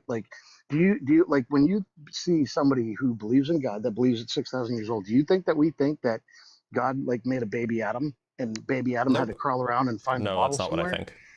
Yeah, we think that he was a fully formed, human being. So he was formed old. So we think that the Earth could have been formed old. Yeah, but then why is it that the dinosaur bones would have this stuff in it if they were formed old? Wouldn't they have been formed with none of this stuff in it? No, not necessarily. So the point is we, again, back to radioactive dating methods, just for carbon dating, because we're using carbon dating for certain things, not necessarily dinosaurs, because we don't use them for dinosaurs. 64 million. Right. But so the point is we are assuming the starting date of carbon-14. We're assuming the starting quantity. If I were to ask you, let me ask you this question. Seems like you're not answering my question. I'm trying to, but here's why. Here's why. And the only way I can give you the why is to ask you a question. Would you be able to tell me how long a candle was burning if all I gave you was the burn rate of how fast it was burning. Could you tell me how long the candle was burning? No, not without knowing something extra about the candle. For example, maybe the candle is made out of a particular kind of wax, and I know like the structural integrity of that wax. Sure. And so I know the maximum height. I know the maximum height that the candle could have been, and then I also see at the bottom that there's like crumpled bits of candle, which means that the candle was at that maximum height. Then I could know how tall the candle was. Or what if the candle was in a tube and it was taller than what you think, right? Et cetera, et cetera. But if you don't have the point is we don't assume what the starting conditions were just based off of the rate at which the matter decays. We use other facts to determine the starting conditions. Now, look, this doesn't address my question. Dating, how does that... This doesn't address my question, and I'll answer that in a second. But I really want to get an answer to my question. You said that God made Adam mature, so like God could have made the world appear mature. If that's the case, why didn't he make these dinosaur bones appear mature? That would be mature. No. This dinosaur bone. What the creationist argument is that the dinosaur bones having soft tissue in them is an indication that they're young, right? Well, I don't. Yeah, I mean, I definitely think that our days are off from 64 million. This would be in contrast with them appearing to be old, because if there was no mechanism, no explanation for how they could be this way, then they wouldn't appear to be old. They would appear to be young. Well, to be honest, I mean, 6,000, 7,000 years is still really old. It just isn't as old as 64 million years. We know that organic tissue can last thousands of years. We have no issue. We completely understand how that works. The claim is that they can't appear to be 65 plus million years old because of the organic tissue. The organic tissue makes them look young. And so this is in contrast with the claim that God created the earth with maturity, looking old. These two things are in conflict. You can't hold both. You can't hold both views. Okay, so then the assumption issues that I'm having, how do you know when to use carbon dating on something? So you can, for example, so you would never use carbon dating on something that you have any reason to think is older than 50,000 years old. Right? Why? So you would never, like if you think it's older than 50,000 years old, then you have good reason then at least you should not think that carbon dating will get you anything useful. So is that line of thinking starting off assuming that it's older than 50,000 years old? I mean, like, yeah, like when you so like that would just hold on. That would just say like the person wouldn't do that. They wouldn't do carbon dating if they think it's quite old. Like if they find like I don't know, if they find like a diamond, right? Then like they're gonna be, most diamonds are very, very old. So they're going to assume it's older than 50,000 years old, and then they'll do some other testing. But if that other testing comes back negative, then they might actually be like, oh, maybe my assumption was wrong, and I should actually do carbon dating because maybe it is younger than 50,000 years old. And then they would go and they would check, and if their assumption was wrong, then they would, they'd be like, yep, I was wrong. This diamond is younger than 50,000 years old because it has some it has a substantial amount of carbon-14 in it. Okay, are we able to measure carbon beyond 50,000 years? Do you mean measure like quantities of carbon-14? Mm-hmm. Well, I don't think that the question is really well posed. Like we can measure any amount of carbon-14, or not any amount, but we can measure carbon-14 in general. The point is that carbon-14 behaves in a way, because carbon-14 behaves, I'm explaining it. Carbon-14 behaves in a way, the rate at which it decays is sufficiently fast that after 50,000 years, it's almost entirely gone. Okay, so then why do dinosaur bones have carbon-14 in them? They don't. That's a thing. I can't. Okay, can you find me? I've definitely seen. Yeah, I'd have to. Can you find me some? Yeah, I'd have to look it up real quick. But it'll pause me in your live. I'll be able to hear you, but I won't be able to talk. Mm-hmm. Okay, let's look for claims. So I found a claim from, okay, let's pull this up. I found a claim from the Creation Research, or the Institute for Creation Research by Brian Thompson. New science directly challenges the millions of years dogma scattered throughout the blockbuster movie Jurassic Park. The spring 2015 article is a special issue that focuses on the investigation of dinosaur proteins inside fossil bones. The last article in the issue presents never before seen carbon dates for 14 different fossils, including dinosaurs. So where is the reference to the paper? Okay, let's see if we can find it.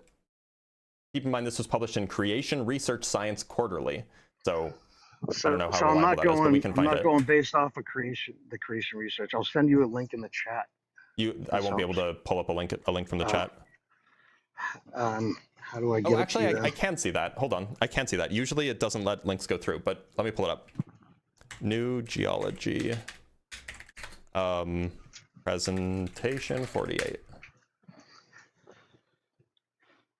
Now, again, so I this is didn't come presentation prepared with 30. it, so I'm just coming off the cuff. with Okay, this. carbon So 14. don't Here we hold go. my Let's feet look. to the fire on that one. I might hold your feet to the fire depending on how bad it is, but we'll see. Okay, well that's fine. It's fine. You can warm up my. Okay, so here we have data. So I've placed the data. Okay, so here's the data. They're not telling us how much carbon is in them. They're just telling us a C14 years before present. But where's the actual carbon amounts? So this, by the way, this is coming from Creation Research Society Quarterly, even though you said you wouldn't be using that. Not the same creation website that you were using. That's the source of this. The source of this. Right. So data instead of going to is that same right, so, source. So why not just go to the original source? Yeah, but I don't think that website had this on it, right? They didn't have all this information. So that website was sorting. That website was sourcing or was citing the same source that this website is. Oh, so I got to get to that source. Yeah. So here we can actually just pull it up. I'm just looking to see if they cite anything else. Okay, so they're not citing anything else as far as carbon dating goes. Here, so here we have radiocarbon in dinosaurs and other fossils. Okay. So here, let's see. So here this is the paper that's being cited here, by the way. Awesome. So this was published in Creation Research Society Quarterly. So definitely not biased, but you know we'll take a look. Yeah. So they say measurable. So the abstract is that measurable amounts of radiocarbon dating have been consistently detected within carbonaceous materials across Phanerozoic strata, and then they're going to go into the details here. So here's an introduction. So we want to go see what the actual data is. Sample presentation. A single lab used the following standard radiocarbon dating procedures in performing their AMS tests and calculating radiocarbon ages for all 16 of our samples. Preparation protocols for radiocarbon isotope analyses of bone apatite were performed according to Cherkinsky. First, extraneous materials were removed by physical scraping, then samples were soaked overnight in 1N-acetic acid. This removes carbon compounds that contaminate samples by sediment infilling or carbonate crystallization post-deposition. They're going over the details. Uncalibrated radiocarbon dates and radiocarbon years before present, defining present as AD 1950, a date that honors the publication of the first use of carbon date calculations, are reported. So these are uncalibrated radiocarbon dates, which is okay. So let's go look at their actual. Okay, so what does PMC mean? Yeah. Does anybody know what PMC means? Is it part per million? Or is it per either million? way, whether it was calibrated or uncalibrated, if it shouldn't be able to test it because there's not enough material to test it, Percent modern carbon. No. So here's the thing. And there's actually like a really good. Hold on. So I just want to see what. Yeah. So the issue with a lot of these things where you're using radiocarbon dating to try to come to some like very old date for something that is supposedly much older. The issue is that you run into. Do you know what like signal to noise ratio is? You're an electrician, not right? offhand, no. Okay, so signal to noise ratio are is you talking about like a harmonic distortion? No, not quite. So signal to noise ratio is just this idea that like you have some data and then you always have some background noise, right? Like whenever you're collecting data, whatever it is, there's always background noise. There's like, background sources of error, background like calibration issues, or just like stray signals. This comes from like radio tech stuff where like you have like the radio wave, but then there's always like a low level background of radio noise.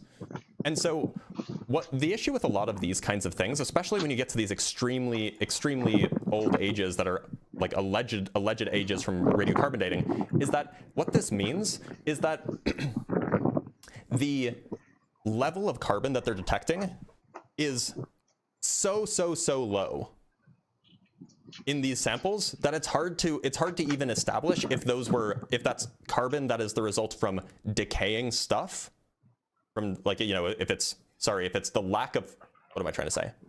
Yeah, so what they'll detect is they'll detect a very tiny amount of C14, and then the question is where is that C14 coming from? And even if you take something that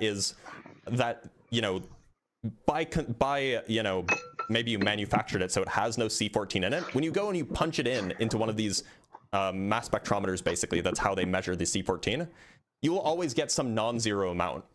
So this is to say, when you're getting to these enormous ages, these are likely not trustworthy for carbon dating. This is why carbon dating is not particularly useful at these high ages, like tens of thousands of years. Like, look at this one. They're making the claim that this one is getting a carbon age of 50,000 years. We know that carbon dating is not reliable at that point. You're measuring too little carbon.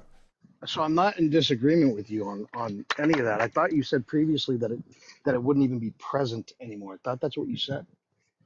So no radiogenic carbon-14 would be present from the original sample. Sure. Now there is carbon-14 everywhere, like in the world, and so if you know, when you fart, you're farting out some carbon-14, right? So like when you breathe, you're breathing out CO2 that has carbon-14 in it. So when you do any of these, these are all kinds of things that can contaminate samples. Yep, agreed. So when you detect something that is allegedly only 50,000 years old, according to carbon dating, what that means is you're detecting background levels of carbon-14, like contamination. So this is just to make you laugh, but how deep are the dinosaur bones that we find? Usually, how deep in depth? It depends on the Do you place. know offhand? It depends on the place. It also seems like you're not addressing what I said. No, hold on. I just want to do a little laugh for you. So could we just agree, is it 30 feet down in the ground or 20 feet down in the ground? It depends on the place. Okay, so can we agree one place you could find them at 20 feet? Maybe, I don't know. I'm not a paleontologist. So how does a fart get 20 feet under the ground to contaminate that fossil? In order to... I'm just teasing. Okay, you understand that they have to bring it to the surface first, right?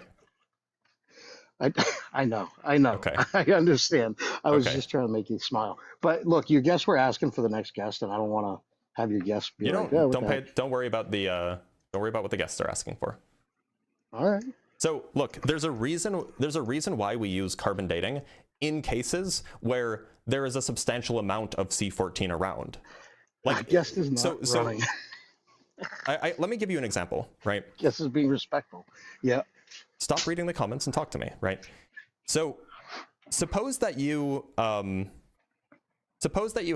a what's the best example here? Suppose that you're trying to measure the precise width of, I don't know, some kind of beetle, right? Would you use a tape measure that only has 1-inch increments in it? Yeah, definitely not. Right, because you would measure the beetle is like around 1 inch long, but that's not going to give you any specific details on it. In fact, you'll probably be off by a lot. Right. So instead, you would use like precision calipers, or maybe you would use like a meter stick that has millimeter increments on it. That would at least give you better measurements.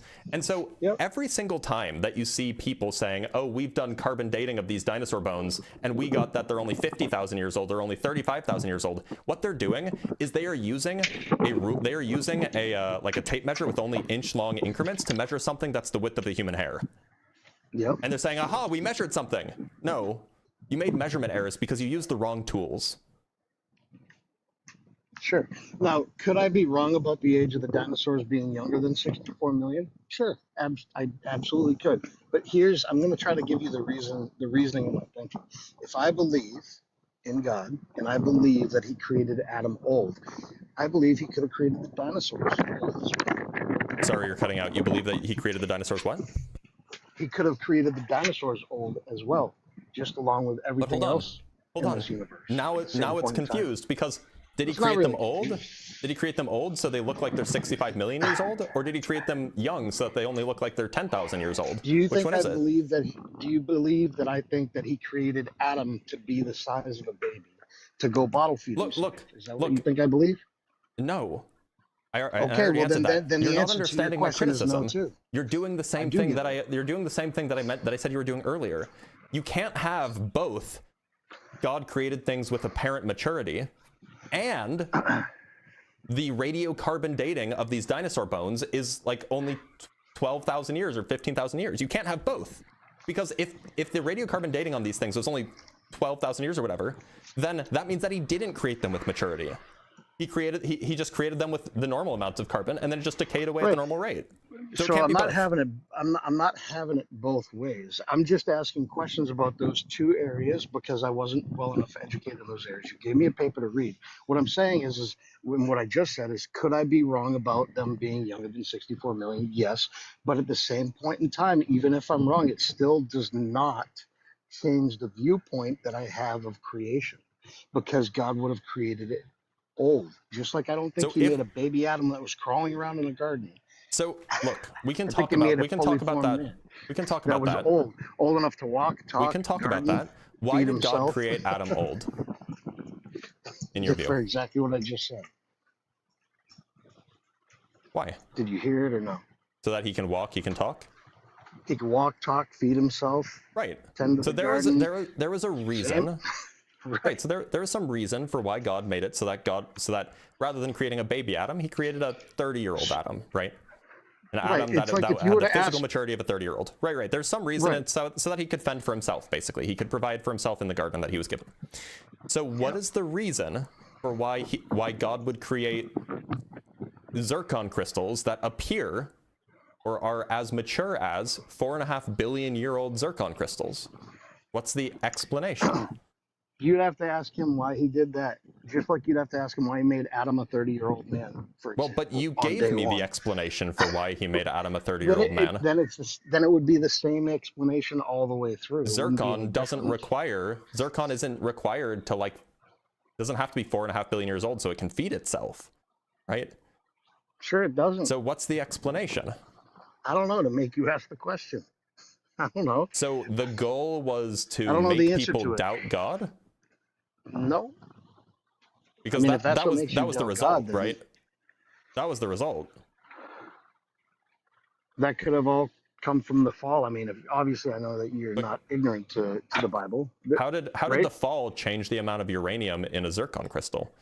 I don't know. It says he cursed the earth. He cursed the ground. But so it was God that did it, not the fall. He did it. Also, by the way, the zircon crystals can also be found in asteroids. You can blame God. So it's not the Earth. It's not just the Earth. It was that was a consequence of the action of Adam in the garden. Well, look, so typically, so you're doing exactly what Adam there's an explanation. Typically, there's an explanation for why things are done, right? Like that's a normal thing to seek out some sort of explanation. So, what is the connection between Adam eating from the tree of knowledge and zircon now having a ton of lead in it and not very much uranium in it? What's the connection there? I don't know. I've never studied it before, just like you're not a biologist. I haven't really studied that. A lot of it will go over your head. I've never studied that before, so a lot of that would go over my head too, just like yours. So the reason why I'm asking this, though, on something that I'm willingly telling you I don't know the answer to. Right. So and I understand you're being humble, which I appreciate. What I'm getting at, though, is that we didn't even know that zircon crystals had uranium in them or had lead in them until like the 1940s, the 1950s, really. So how could what was the purpose? What was God's purpose in doing this? And how could that be at all related to what Adam was doing if Adam didn't even know that this existed? It's a good question, but again, I don't know the answer. I haven't studied it. We're not going to get into There isn't an answer. I've spoken with lots of creationists. Nobody ever offers an answer. They just say, I don't know. Well, just because somebody else hasn't studied it doesn't mean that there isn't. I've spoken with a lot of people who have studied it, in fact. The people that I've spoken with who have studied it a lot, and there's a guy on here, his name is VOR. He's a young Earth creationist.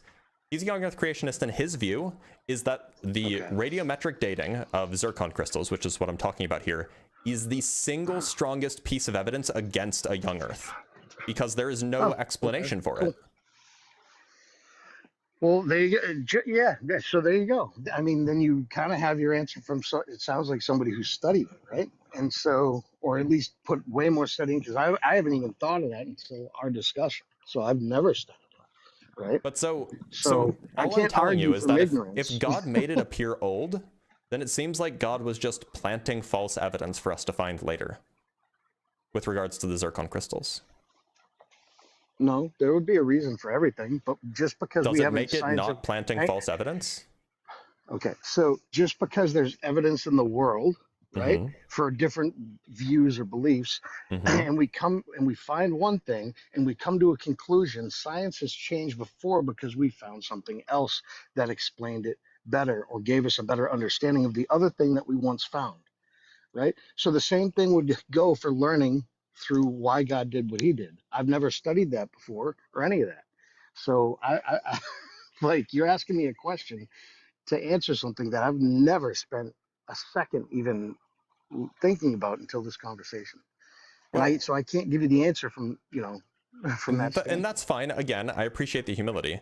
The only reason I'm bringing this up is because this has been the scientific consensus for like several generations now.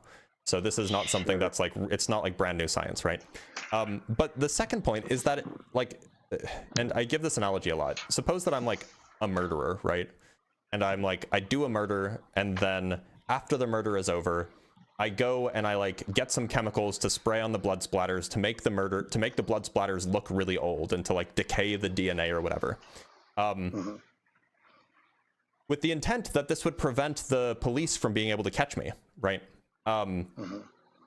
Now, you don't know that. You don't know that that's my intent, but I'm just telling you that's my intent, just so then you can understand what I'm doing. Right, so I can follow through. Right. Yeah. So then the police come, and the police, they look at the blood spatter, they look at the body. The body looks fresh, right? But the blood looks really old. So would it then be reasonable to say that well, the blood must be actually old and must be unrelated?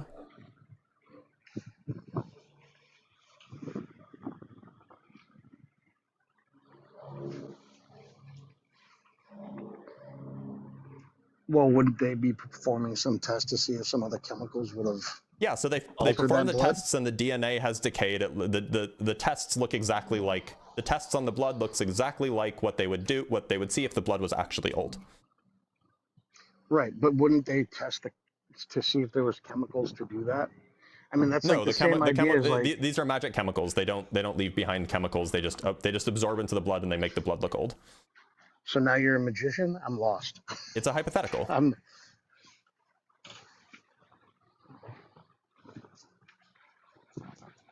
It's like a nonsensical hypothetical, but it's not. Can you not imagine that there's a chemical that they couldn't detect traces of that like binds with the blood and makes it appear to look old?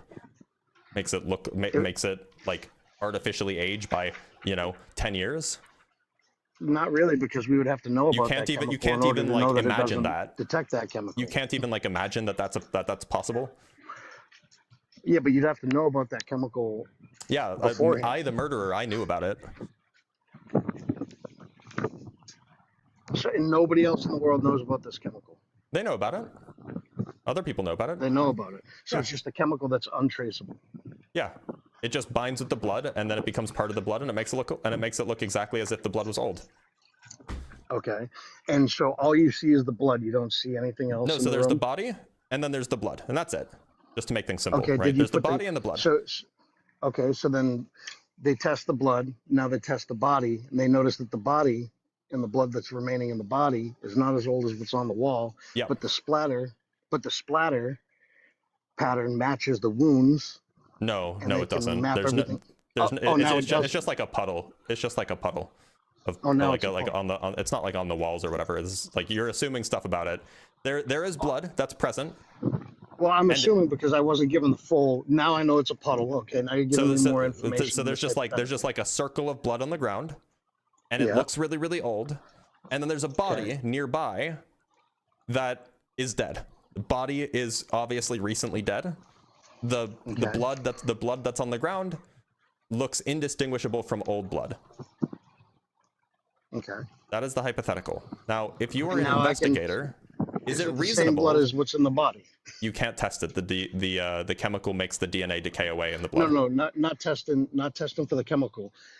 Are you saying that this person, this forensics, is testing the blood out of the body and the blood that's on the ground? So to there's confirm that's the same blood. You can't check because there's no more DNA left in the blood because of the chemical. So it makes the DNA decay away. Dissolved it.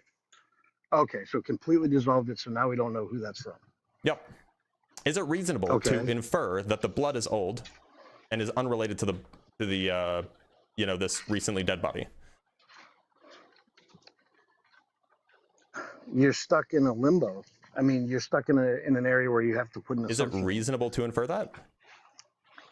I'm just saying that you're in a situation where you're reasonable one way or the other to put the assumption in. Okay, there's a reason for assumption. Okay, so it's at least not unreasonable to think that it's old, right? I'm sorry, can you say that again? It's at least not unreasonable to think that it's old, right? It's not unreasonable to view it either way. Okay, is what I'm saying. Now let's just change this a little bit. Now imagine that nobody else knows about this chemical except me, the murderer. I'm the only one. I invented this chemical. Well, now you're the magician. Let's go. Yeah. Well, no, I'm just a chemist, right? I'm just a chemist, Okay, and I invented right. a new chemical that does this. Now, the same situation, everything else is the same, except I'm the only one who knows about this chemical that makes the blood appear old. So the forensic comes in. What's the reasonable conclusion that the forensics come to?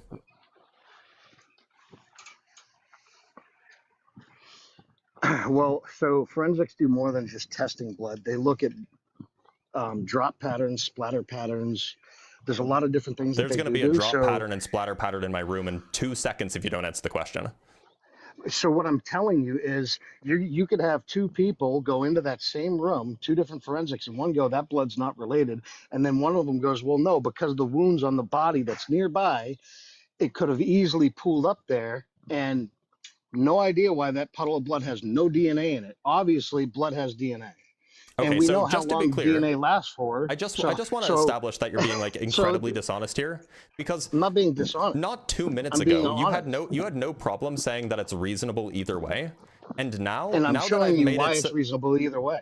Right, but now that I've changed the So how is that hypothetical being so that dishonest? it's no longer reasonable to think that it is young, that it is related to the dead body, you're now renegotiating. You're like, well, but they're going to look at other things and they're going to figure out that actually it is like, Correct. no. The intellectually honest thing is to now establish that because they have no reason to think that that there is a way to make blood appear old. Now the reasonable conclusion is that they think the blood is actually old. Okay, so I don't think that my reasoning was any different than you using the reasoning of like, oh, well, they use this one radiometric dating to test, and they go, oh, well, we didn't get the proper reading. Maybe it's way younger than what it is here. So I don't think it was any less reasonable than that. Using other empirical evidences that are around your hypothetical. There is no other empirical evidence in the hypothetical. So, I mean, if you just want to paint me to be there's the blood dishonest, then puddle, fine. and the blood puddle is the only blood that's not in the body. Now you're changing the hypothetical. So who's now No, being? I never changed. I never said that there was blood. I never said that there was blood anywhere else. This is just being You're dishonest. saying that there's no blood in the body. It was blood There's out. blood in the body, and then there's the blood puddle that looks old. That's the only blood. Right. And you told me that you used the chemical on the blood puddle, not the blood in the body. Right, and so you can't tell, like there's no DNA test that you can run to match the blood to the blood in the body. The blood looks old. It has all the properties of being old. Yes. You're not familiar with any chemicals that can make this happen. So the reasonable inference is that it is indeed old. That's one reasonable inference. Another reasonable inference that I'm trying to tell you, which is what forensics use, is splatter patterns. There's no splatter It's not patterns. There's no splatter. They can use drop patterns. There's no drops. Which There's that just the one blood- puddle. Did the puddle drop down to the ground? That's a drop pattern. It's just a round puddle Literally. of blood. It's a round puddle of Literally, blood. Sure, which drained out of something from above, which is a drop. Yeah, And sure. that's what I used. I said drop pattern. So Okay. Well, no, so I mean, it another could have also forensic like could leaked look, out. Sure, out of a cut, leaked out. It's still coming from above is the point. The drop pattern is Or it could be coming from the side and it could be like landing in like a puddle shaped thing. Now that's a spray pattern. Now No, that's a it could just splatter be pattern. leaking out from the side. Oh, okay, There's now no who's spray, being there's no honest? splatter involved here. I mean, look, you're trying to you're I'm not. I'm obviously trying to give you a like reasonable explanation. For you're both obviously ways trying of to break down viewpoints this using- analogy because you had no problem recognizing that you didn't do this for the part of the analogy where the forensic people know about this whole business about this chemical. But now I'm that you're being cornered, honest. now that you're cornered, now you're It's not cornered. over analyzing the system because you realize what the answer is. So forensics don't analyze situations now, and I'm not allowed to analyze your hypothetical. Why didn't you use that same analysis earlier when I was bringing it up, when both the forensic analysts and myself know about this chemical? Both ways you presented it, I told you that it was reasonable to see it one way or the other. But you didn't undergo this extreme analysis about drop patterns and splatter patterns for the former case. Because we never had to get into it. I got into it a little bit, but not as much as right now, because you want to hold me to your answer. Look, on the second one. On what grounds could you ever think that the blood is young if the blood appears old and you're not familiar with this chemical that makes blood appear old? Again, based on what grounds would it be reasonable to think? Based on other empirical evidences that would be used in that scenario. What other empirical evidences would make it reasonable to think that the blood is young, despite the blood being so old that it has no DNA? Okay, the body, how far the body was from the. There's no relation between the body and the blood. Nearby. You said it was nearby. Now you're adding to your analogy. Yeah, no. So the forensics have no known relationship between the body and the blood. The body is nearby. Okay. Yeah, that's it. All you're doing is changing the goalposts. I haven't moved anything. I haven't changed anything. So you never said this in the beginning. I definitely said that the body was nearby in the beginning. Yeah, but you never said it had nothing to do with the puddle of blood. No, the forensic analysts just don't know if it has anything to do with the puddle of blood. How would they know? You're already putting the assumption of the answer in how would they know if this puddle of blood has anything to do with the body? Again, based on if the body that's nearby has wounds. It does. Right? If it just drips out, there would be a blood trail going down the leg or the arm or wherever it dripped out of the body. The body is not where the blood is. Okay? I know, you said it's There's no drips. Nearby. There's just a puddle and then a body nearby. Are there any puncture wounds on the body? Yep. Okay, so then you can look at all the forensic evidences throughout there. Are paintings on the wall shifted? Was there a scuffle, a fight? Did they get stabbed over here because that wound was over there and it fell Everything down? else looks normal. Yeah, see, this is what I mean. You keep adding to You're asking me questions. I'm answering your questions about the no, hypothetical. I'm not Those asking are literally you questions that you just I'm asked. telling you the questions that the forensic so in the person hypothetical, on site would be asking and going through. And so they would use all of these different evidences. So in the hypothetical, I'm telling you what the answers are that the forensic analyst is looking at. I'm telling you what the answer would be for each of these questions that they would ask. Blitz, I have nothing but respect for you. I believe the Earth is round. Okay, I don't know if that's true. If you're being this dishonest right here, you are being very dishonest. I'm not sure if you have that much respect for me if you're being this dishonest. I do. I watch you live. I do. Trust me, I love you. Then why are you being so dishonest with me? No, you are the one changing the goalpost constantly. You were asking me questions. I was answering them. I was giving you more details. And then, no, I wasn't. You gave me that was it. And every time I come up with a reason, that is reasonable, you shift the goalpost. No, I'm telling you. You asked me what other things they would use, and I would say, well, they would start looking. And then I answered your questions. And you're like, no, there wouldn't be any painting. No. Well, no, I'm just telling you the details of the hypothetical. You wouldn't let me finish answer. Yeah, so why didn't you give me all the details up front? Because you're being dishonest. For them. There it is. You're being dishonest. You didn't give them. You're the one making up because I thought I didn't give you. I didn't give them to you because a reasonable person doesn't you're being need dishonest. them. A reasonable person doesn't need them. A reasonable person would give it. Yeah. No. A reasonable person doesn't need to know what's going on with the paintings in order to figure out that the blood looks old. It's true. What I'm saying is true, and you know it. A reasonable person doesn't need to look at the paintings to know if the blood looks old. Go take forensic science. They don't just Have look you at blood. taken forensic science? Patterns. Dude. Have you taken forensic science? You don't even need to take Have you taken forensic science? Just go watch a forensic show on how they actually do it, like a documentary. Okay, so we're just going off of like a forensic show. Look, the whole reason why I brought this up is because one can reasonably say, and look, I'm just gonna. I agree with you. They can reasonably say it. I wasn't done with my sentence, but that's cool. The point is that me as the murderer, sorry, I gotta mute you so that I can get my point across. The point is that me as the murderer, I intentionally left behind evidence that would confuse the forensic analysts. Now, we can change the scenario if you want, just to explain. Sorry, I'm still in the middle, so we can just I can give you a different hypothetical that's just more explicit. I can just give you a different hypothetical that's just more explicit, that like, yes, this person left behind unimpeachable evidence, but it's deceptive. And the point is that, yeah, if you leave behind, if you modify the evidence so that things look older than they are in an unimpeachable way, that's called deception.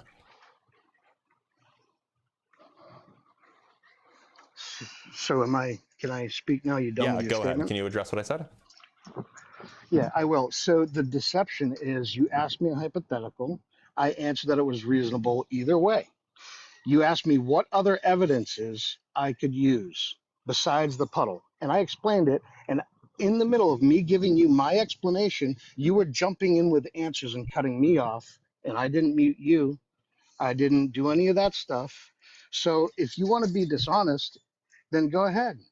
But if you're going to tell me that forensics do not use other empirical sciences and evidences throughout a murder scene, other than a puddle of blood, then you're being dishonest, 100%. Do you want to address what I just said? I just addressed what you just did.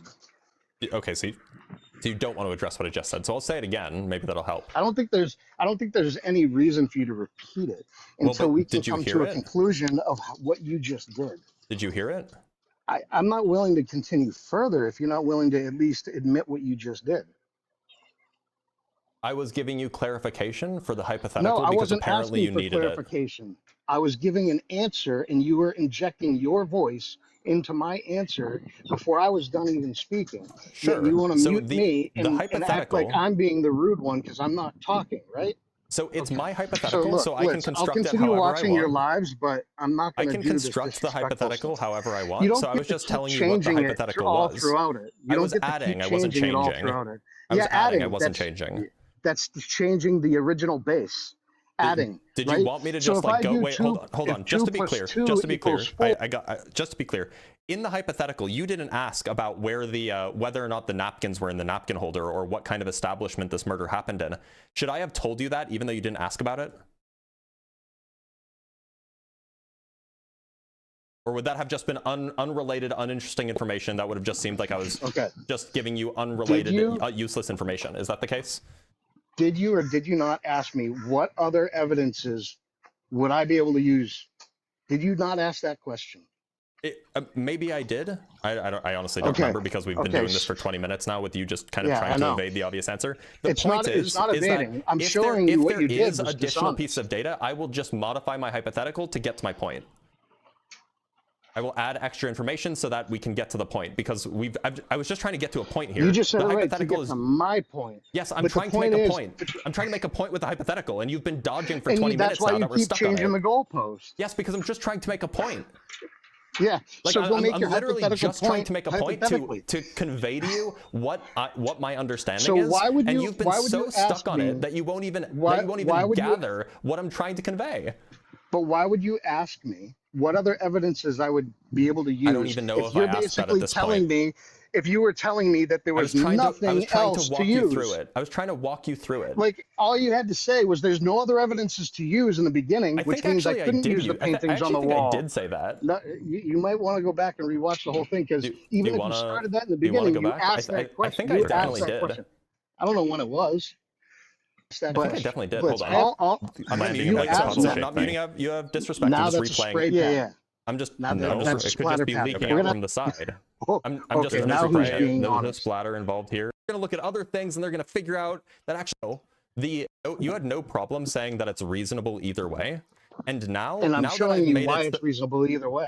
Right, but now that I've changed the hypothetical so that it's no longer reasonable to think that it is young, that it is related to I think that it's probably further, is that further back than this? Out of the body and the blood that's on the body. I think it's further back than that. Pattern. Okay, like and that was just evidence of you changing the hypothetical in the middle of it. Yeah, the murderer, I knew about it. So, and nobody else in the world knows about this chemical. They know about it. Other people know about it. They know okay, so that's the first half of the hypothetical. Now we're doing the second half. The body and the blood. Okay, so the blood, you don't see anything else in the there's room? the body, and makes it look exactly as if the blood. So it's just a chemical that's untraceable. Yeah, it just binds with the blood, and then it becomes part of the blood, and it makes it look exactly as if the blood was old. Okay, and so all you see is the blood. You don't see anything else. No, so there's the body, and then there's the blood, and that's it. Just to make things simple. Right? I even said there's the body, and there's the blood, and that's it. Right. So that was in the very beginning. Then later on, you and asked then me you what started other evidences I could looking. use. You started looking for extra things, even though I told you that that's it. So you wanted to change the hypothetical, not me. No, so you're basically telling me I can't use the blood in the body, though, too, at one point. No, you can use the body and the blood, and that's it. Right, and so, again, back to the drop pattern. No, that's How not old is part the of the body? evidence data. You can That's not test- part of the evidence. It's body and blood. That's it. That's So the I evidence that you have can't- available. So you're saying I can't determine, a forensic couldn't determine if that blood fell out of that body, if it was standing upright, or if the body fell over Nope, based you on don't how have it was access to positioned? that. To make it Well, simple, then the you're only being- evidence you have you're being is the body completely and the blood. dishonest. The only evidence you have is the body and the blood. That's the only piece of data that you have. I'm not going to engage further in Okay, dishonesty. so now you can't engage in hypotheticals. Okay. No, it's just a dishonest hypothetical. Hypotheticals can't be dishonest, my guy. Actually, maybe they can, but this wouldn't be an example of that. He just didn't like that I was simplifying it, right? Like, that's crazy. Anyway, we have some super chats to read, and then we'll move on to our next guest. I'm gonna actually drink some water first because that was exhausting.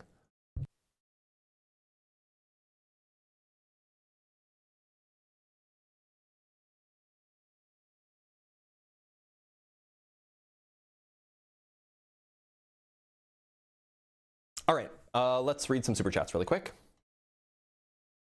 From Glitterlock with the $5, 550 plus viewers on horizontal YouTube. Nice, let's go. Let's get those numbers up.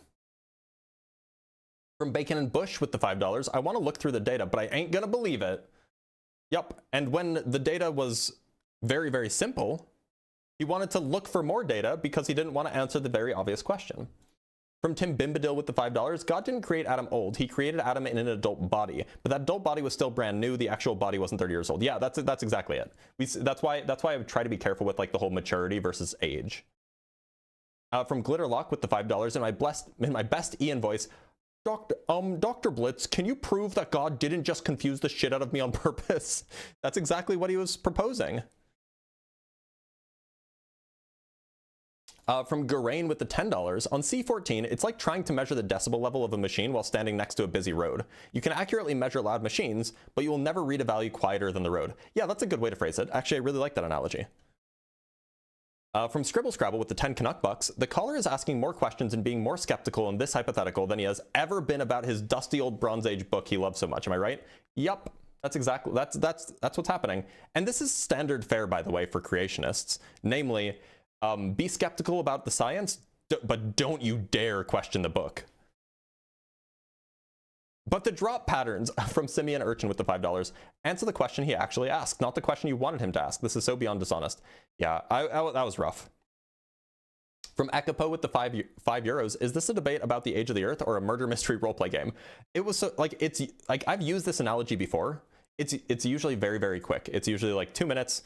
You have like, you know, it was obviously a little bit different this time, but like the analogy was slightly different than what I usually use. But like usually it's like 2 minutes. Like, yeah, it's reasonable to be agnostic about it if you're the forensic analyst, if you know about this chemical. But if you don't know about the chemical that makes the blood appear old, then it's reasonable to think that the blood is actually old. And everybody I've ever used the analogy on has always been like, yeah, that makes sense.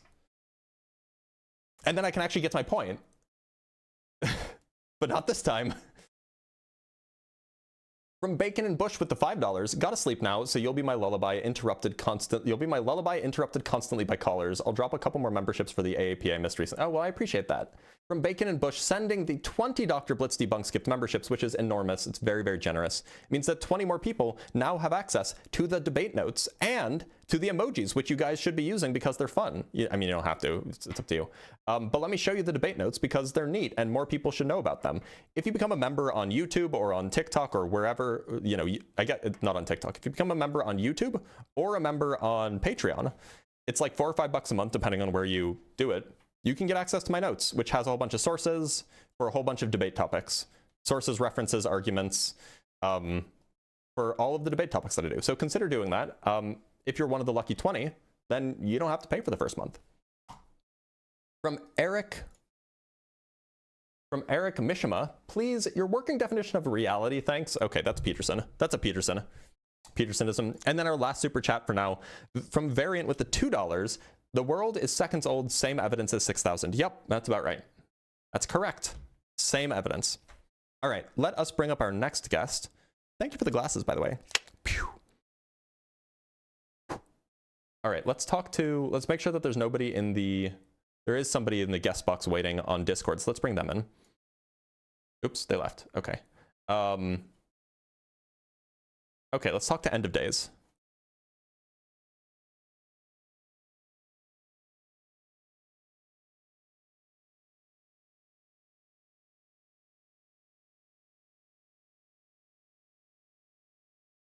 Why not answer your... Oh, that wasn't a question. I'm sorry, End of Days, one sec. That wasn't a question.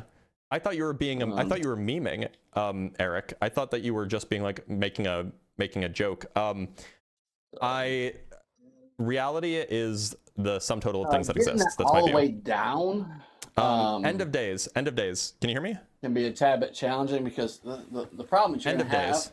End is of you gotta Days. get through this End of Days. polycode, that tier, and so Okay, stripping that he's busy working, so we can we'll bring him up later. Let's talk to user 2345857805798. Oops, that's the wrong one. Oops, that's the wrong one. User, how's it going? Oh, it's going just fine. Is there a name that I should call you, or should I just call you user? You should call me user. Okay, user. How old do you think the Earth is? Well, I was raised to believe it was 6,000 years old for every week, every year, all the way through school, through university. Mm-hmm. Do you still believe that? So that's what I was raised to believe. I do believe in God. I do believe He created everything. I do believe, in the crucifixion, the resurrection, and all those things. Okay, but do you still believe that the Earth is 6,000 years old? Well, that's what makes me unpopular. And while can you answer my question? Can you answer my question though? I do not. Okay, but so then there's then we're not. There's nothing to talk about then. You don't believe that the Earth is young anymore, which is good. So I congratulate so I you. don't, But, but I believe the vector from everybody attacking science versus what you mentioned, or one of your super comments mentioned, never look at scripture, never advance that understanding after, approximately 5,700 years, right, from the time Genesis was written to now.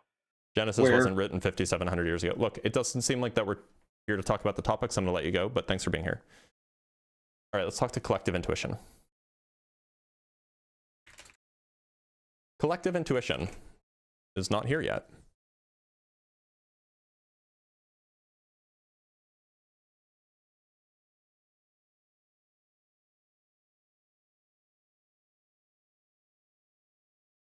Collective intuition, you there? Looks like collective intuition is not there. All right, let's bring up Matt. Matt's a good Christian name. Oh, okay. Bring up Imperial. What's up, man? How's it going? I'm doing good. You?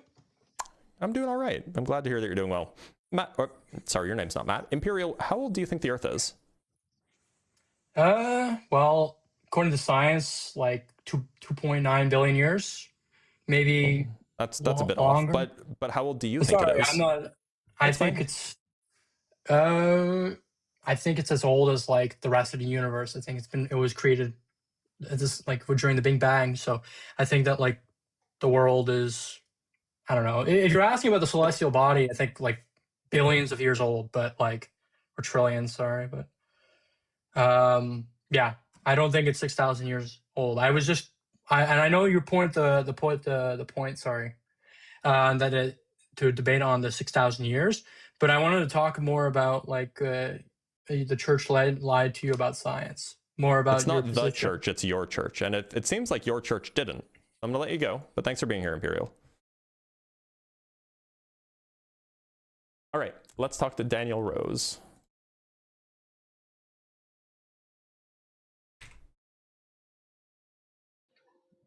Daniel Rose, how's it going?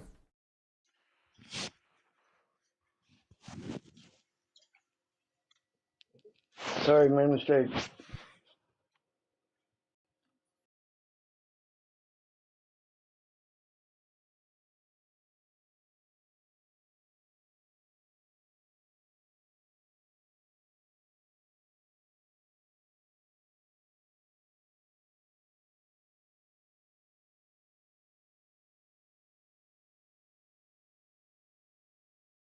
I know I'm muted. I know. Give me 1 sec.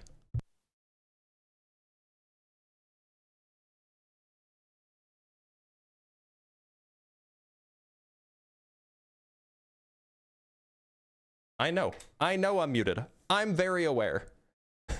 I know. I was there. I muted myself on purpose.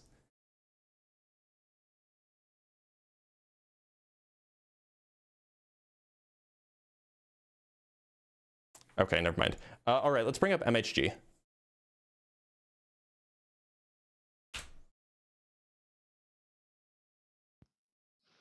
MHG, how's it going? MHG? Hey, how's it going, brother? I'm doing all right. Yeah. MHG, how old do you think the Earth is? I would say probably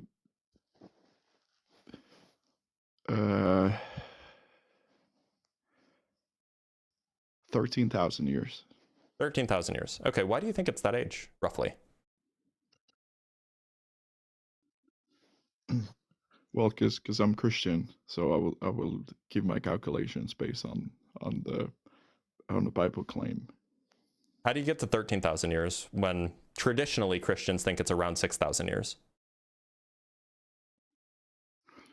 Well, 6,000 years is the creation. Well, created 6,000 years, and then there is a years, and then the 7 years days of rest. So then we are from that point to this point. I'll edit probably another 6,000 years. But it doesn't say that in the Bible, does it? Yeah, it does. It says that there were. Where does it say that you add another 6,000 years? So I'm taking it from the creation itself, right? He created in 6 days, and there was 7 day of rest. Yeah. And then Adam and Eve to us. So I'll probably add another 5,000 or 6,000 years. Okay, so 6,000 years from 6,000 years since Adam plus 7 days is still basically 6,000 years. Well, yeah, I get what you're saying. Well, it's not because it go in details and explain how many days refer to God. It's 1,000 years for men. So I'm assuming. Well, no, it says it's years, like 1,000 years. That means that it's not literally 1,000 years. It's like 1,000 years. Like it's a metaphor.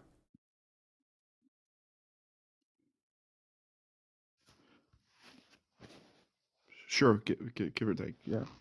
But anyway, so. But that's how I put it. Correct. Okay, so you just took this. So you assume that the days of creation are days, that the days of creation are each 1,000 years. And then you added 6,000 years because you didn't assume that the years that the 1,000-year-old Adam was a day. Got it. Okay, anyway. So, look, what do you make, I mean, regardless of what the Bible says, what do you make of this claim, the scientific claim that the Earth is 4.5 billion years old, plus some change? How do you square that circle? Yeah, so if we're talking about the materials, because the materials, it's what was used to measure, not necessarily the form. I don't follow what you're saying. Are you saying that? Yeah, no, you'll have to do a better job explaining, please. I think when you're speaking to most Christian, they will utilize, because the majority of sectors of Christianity, they believe in something is called ex nihilo. It was created from out of nothing, yeah, which is not a biblical claim. I know. What we read in the Bible, he forms a material that is already there. Sure. What material was there? I don't know, because it says it was void. So I'm assuming anything is void is not livable or inhabitable. Well, but like, what is it? I can't say, right? I don't know what's necessarily. Maybe rock, dirt. Well, I believe it actually is referred to as the waters of the depths, right? Mm-hmm. So it's actually not rock and it's not dirt. It's, you know, in the beginning, God created the heavens and the earth. Now, or that's not a great translation, but it's a decent one. Now the earth was formless and empty. Darkness was over the surface of the deep, and the Spirit of God was hovering over the waters. So what's the formless stuff that God created the world out of? Well, it says when he was hovering, if you continue to read, right? Yeah. It says at the earth was void. So you can say that. Wait, no, it doesn't. That is only well, a water. Right? What translation are you using?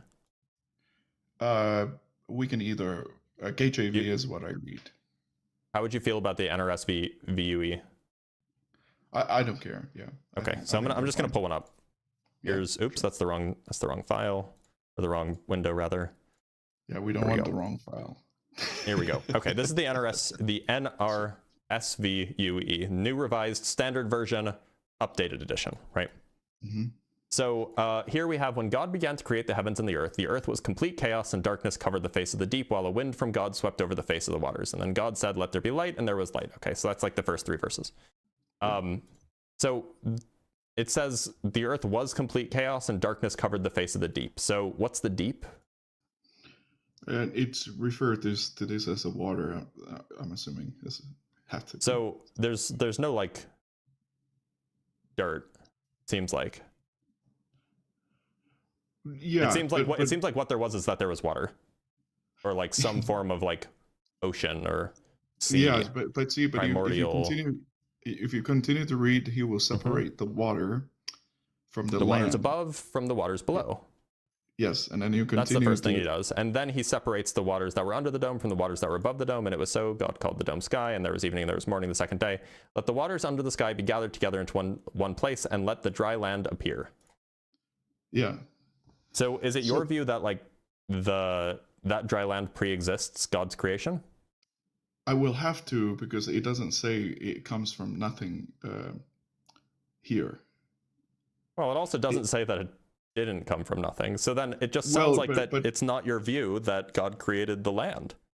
But what I'm saying, if he's separating the waters to 2 different locations for whatever the land is to appear.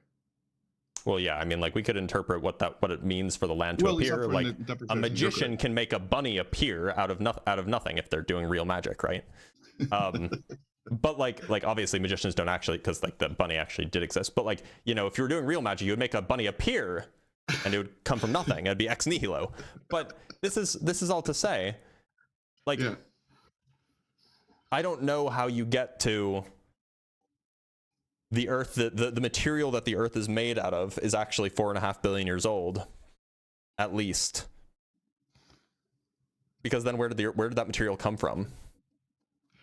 Well, we don't know, right? And I don't think it's appropriate for any Christian to even say that the material was created, because it doesn't say anywhere in the biblical text. So if we were to interpret this in a charitable way, what was fairly common at the time, at least it was the belief of the Greeks, the ancient Greeks, is that what the gods did is they organized the eternal chaos, right? But the Greek is not yet exist during this time of the book. Oh, sure they did. They absolutely did. The ancient Greeks had these beliefs at the same time that these texts were being written. You're speaking of Egypt. During the time of Egypt, the Greek already exists. The Greeks? Well, to be clear, this text, Genesis 1, is no older than 3,000 years old. Right. Yes, you're correct. And the ancient Greeks are, and like as far as civilization goes, their mythological tradition is older than 3,000 years old. Yeah, So yes, all I'm saying is that it wasn't so uncommon, and I think even this is the case for for some Mesopotamians, but I would have to double check. It wasn't so uncommon for there to be this idea that there were the gods emerged from an eternal chaos, and then the gods organized that chaos into the world. That wasn't so uncommon a view amongst the ancient people. And so we could interpret this that way, that there was this eternal chaos, this eternal it says the earth was complete chaos and darkness covered the face of the deep, that there's this eternal chaotic depths with, it was just, it was chaos. That's what they would call it. And that was there forever. And then God came and organized it. He separated the waters from the waters. He separated the waters from the lands, and he made a world, right? Yeah. Out of the chaos that pre-existed it. Okay. Right? Yeah. So what I'm saying is that if that's true, if that's the correct interpretation of Genesis 1, and that would mean that the stuff that we detect, the material, is infinitely old. We shouldn't get a finite age of, say, 4.5 billion years old. We should get older than anything that we can calculate. So it seems like neither story really works. Yeah, I'm more of that translations, right?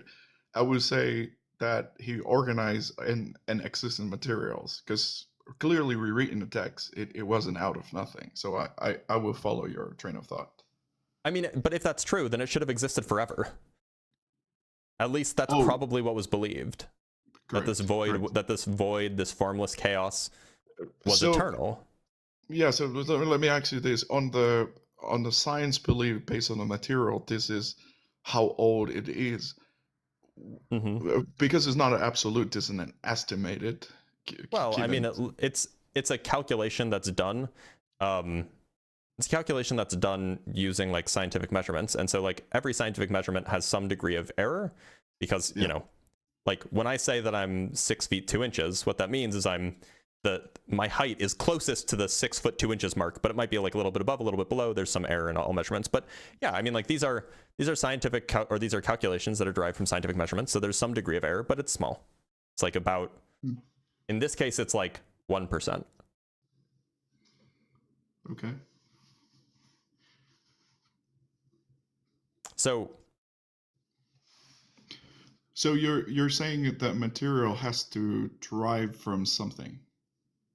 What I'm saying is that either God created the material fresh, in which case it doesn't line up with our scientific data, or the material has always existed, in which case it still doesn't line up with our scientific data. Mm-hmm. When you say our science data, you're talking about a collective of, because science, anybody can be a science, correct? Like in principle, yes, but generally no. Well, if we what all I'm talking just about agree is I'm specifically talking about scientific data. So there's a body of collected data that has been collected by scientists for the last 70 years that has led us to the conclusion that the Earth is roughly 4.5 billion years old. These are like collected data points, not like, opinions. These are like measurements that are made. Okay.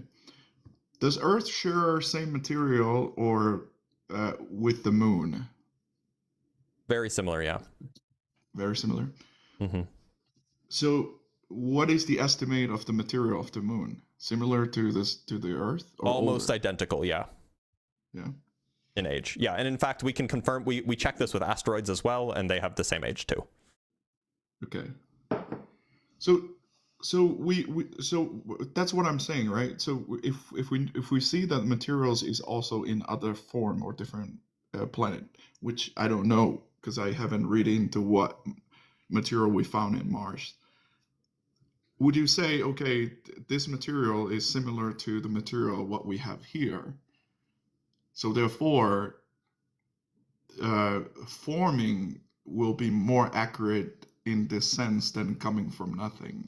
Well, I don't think that Earth came from nothing. I don't think that it's true. No. I'm saying that for most Christian that you speak to, it's just not really. It's just not really relevant to the conversation that we're having. Like what other people think. Yeah. Sure. So look, all I'm saying is that regardless of the reading that you do, you can't align with the data that we have. So why should we reject the data that we have, the scientific data that we have, in favor of say Genesis 1? Yeah, I don't reject the data that you have, but therefore the data that you have, it doesn't mean an absolute this is how old it was either. I mean, it gives us a good reason to infer. It gives us a good reason, yes. Yeah. So why are you rejecting that reason? I'm not rejecting it at all. Okay, but you think that either the material of the Earth is either 6,000 years old, or you think it's infinitely old. Yeah, it seems like those are the two options that you have. Yeah. And neither of those are in line with the data that we have. Sure. So why not hold a view that is in line with the data that we have?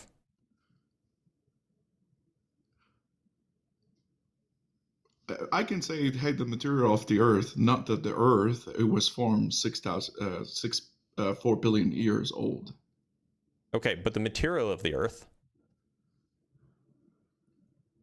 Okay, the important point. Let me clarify. But the important point is that these materials, so the things that we're aging, the things that we're dating, are zircon crystals, and those zircon crystals in asteroids they formed very, very early in the early stages of our solar system. Yes, and but in the Earth they formed slightly later.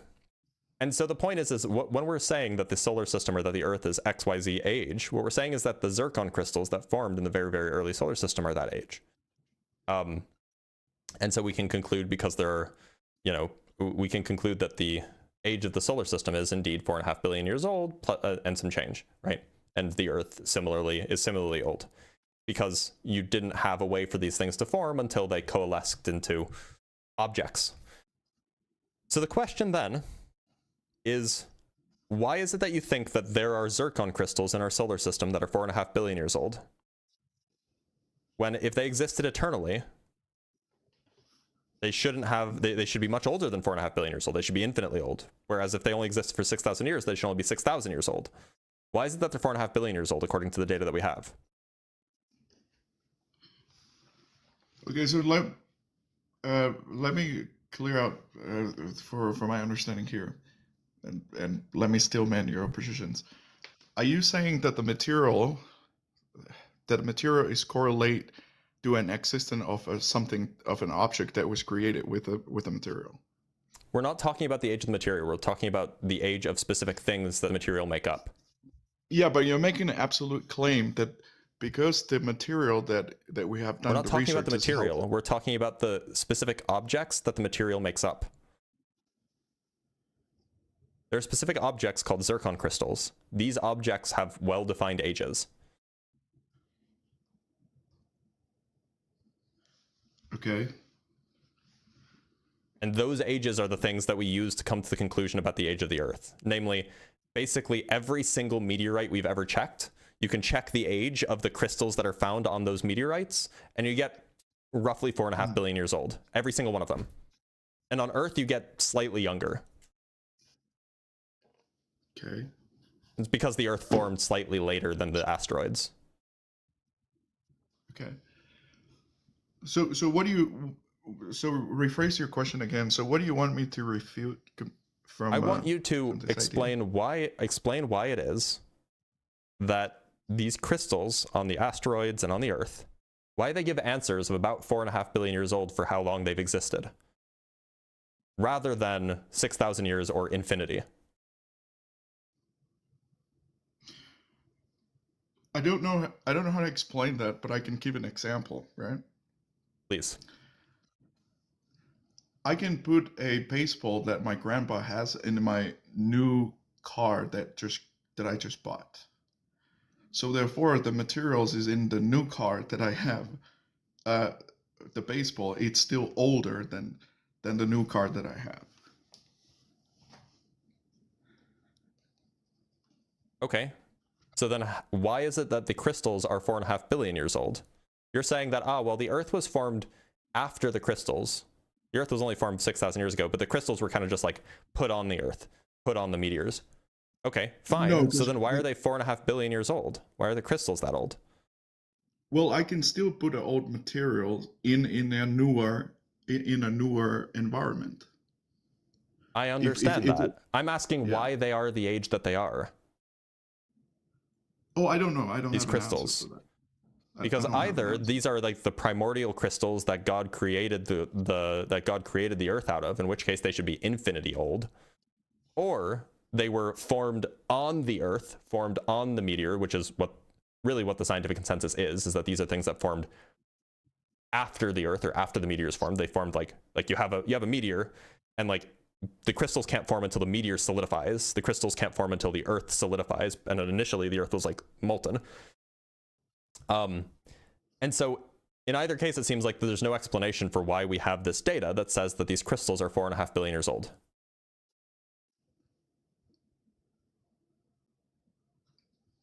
Yeah, from my definition, there won't be a clear answer. So it seems like seems like probably the better thing to do, because we can better explain the data, is to just believe that the Earth is 4.5 billion years old. That hypothesis, that model, better explains the data that we have access to. Okay, so I can agree with your terms as well, but the things that I say, because the material can't be older than the Earth, what was formed, so therefore the material can always be old from the beginning of Earth. Just to be clear, there's a distinction between obviously the Earth is made of atoms, right?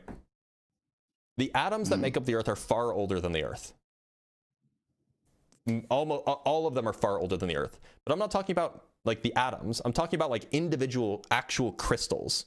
Those crystals are things that we can figure out the age of. It has nothing to do with how old the atoms are. It has to do with how long it's been since those crystals solidified.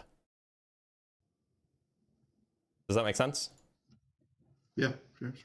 So those crystals solidified like 4.5 billion years ago. So we need some sort of explanation as to why our data says that those crystals solidified that long ago.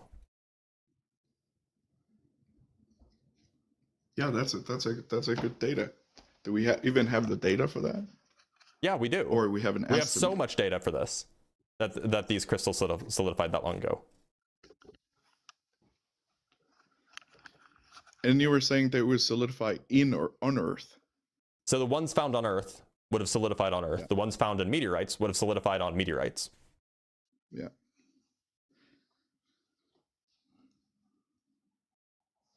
All right, well, MHG, I'm going to let you go, but thank you for being here, okay? Thanks, brother. Take care. He was nice, but I can't be wrong if I thought that felt like pulling teeth, right? Anyway, from Tim Davidson with the $5, to quote the flat earthers, the waters would need a container. You got us. Yep, that's how we know. Yeah, I got Stunlock there. From Seonology with the $2. I appreciate you. And from Seonology with the $2 again, 62 inches. It's confirmed Dr. Blitz is 5'2". Oh no, you misheard me. It's 162 inches. I can understand that might be, that you may have misheard though. All right, let's talk to Collective Intuition. He was supposed to come up earlier, but I think that he didn't. Yeah, I had a phone call. Sorry about that. No, you're good. You're good. Collective Intuition, how's it going? What's going on, man? I hope you're having a great day. I am. So, Collective Intuition, how old do you think the Earth is? I have no clue. I would lean towards, what science discovers, but at the end, I have no clue. So I don't really have, but then it seems like really answer that. It seems like we're probably in agreement here. So there's not a whole lot to talk about. I do what did you want to talk about? If you could pull up that Genesis 1 again. To what end?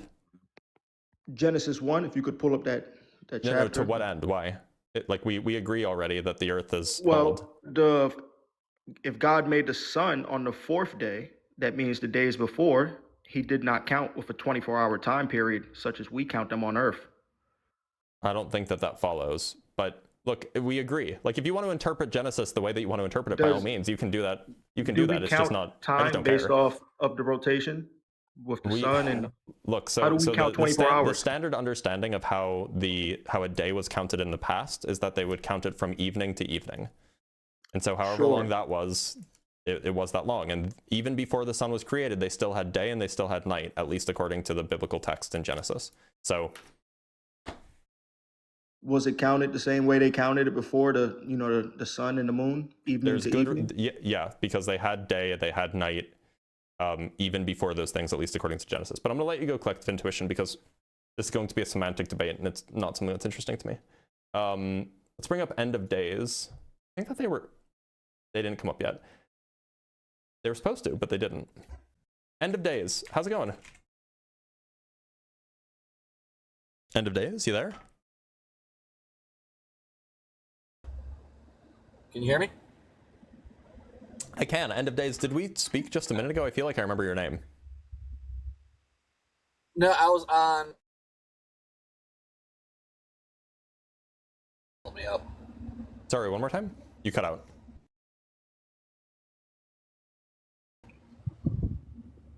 You there?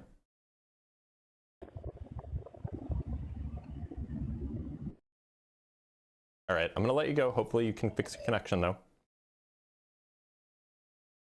All right, let's talk to Macrophage.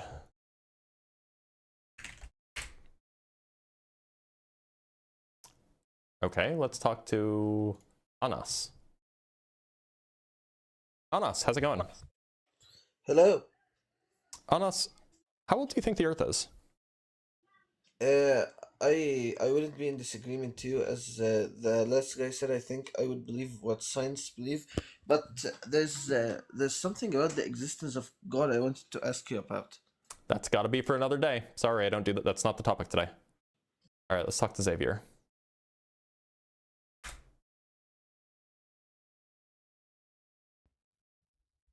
Xavier, how's it going? Xavier? Oh, hi, can you hear me? I can. Okay.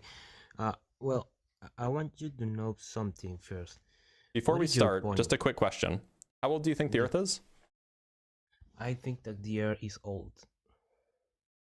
Okay, like more than 10,000 years old? Yes, Okay, more than 1,000,000 years old? obviously. Okay, well, thanks for being here.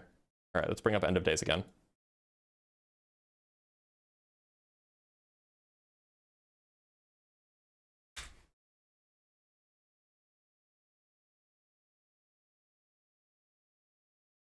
Oh no, end of days was the guy that came up and he just wanted to talk about how you interpret Genesis, right? Oh no, that was collective intuition, my bad. End of days, you have been accepted. You got to hit the button, otherwise I'll just disconnect you. Man, collective intuition is really like crying in the chat, isn't he?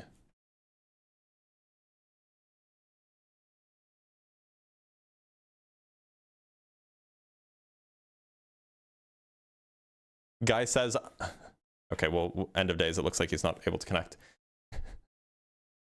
Guy says, I'm literally laughing, not crying. That's exactly what a crier would say.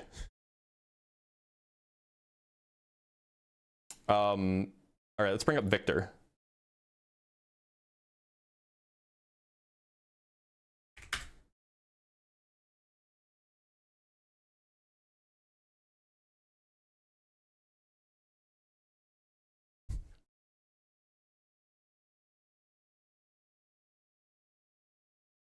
All right, looks like Victor's not coming up.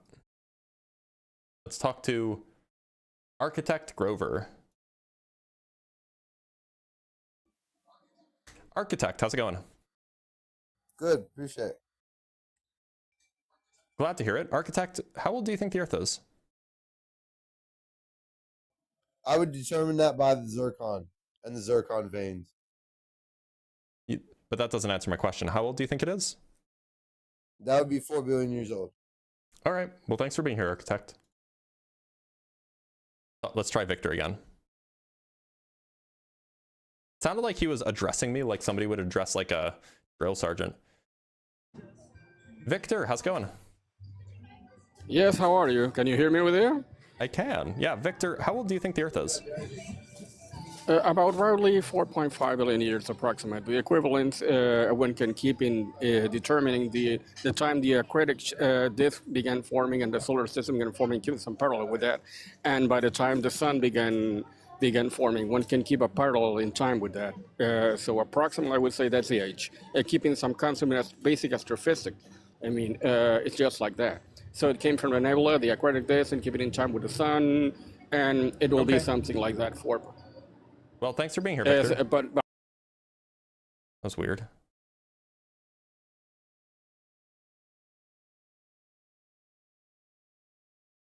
Let's bring up a guest from Discord. Maybe we'll have better luck there. John, how's it going?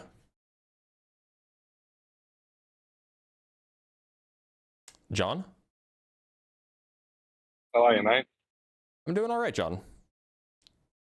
John, how old do you think the Earth is? It doesn't say anywhere in the Bible it's 6,000 years old. I never said it did. Wasn't that your claim? No. It says your church lied to you about science. Earth isn't 6,000 years old. So who said it's 6,000 years old? Some churches. Some pastors. That's your claim. Well, yeah, I can give you examples. I mean, people are calling up and saying it's 4.5 million years old and they're Christian. So I'm not saying all churches. But you're making the claim. No one else is making the claim. I'm not making the claim. I'm not making the claim that all churches lied to you about science. I'm not making that claim. If your church didn't make the claim that the Earth is 6,000 years old, then it's not referring to you. Fair enough, but it doesn't say that in the Bible. I never made the claim that it says that in the Bible. You're saying, all right, fair enough. All right, thanks for being here, John. It's like reading is hard. I thought they taught reading down under. Mysterious Stranger. Mysterious Stranger, how's it going?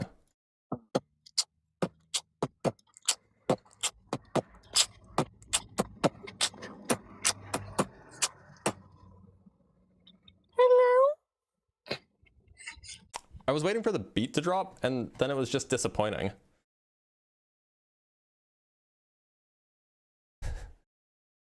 All right, let's talk to, I think we talked to Ryan. Let's talk to Ghost. I'm really struggling for again? We love you, Blitz! Are these all the people who, like, bother Parker and Dean? Like, am I just getting all the kids who, like, come up and shout that? Like, is that what's happening right now? Because I do not want that problem.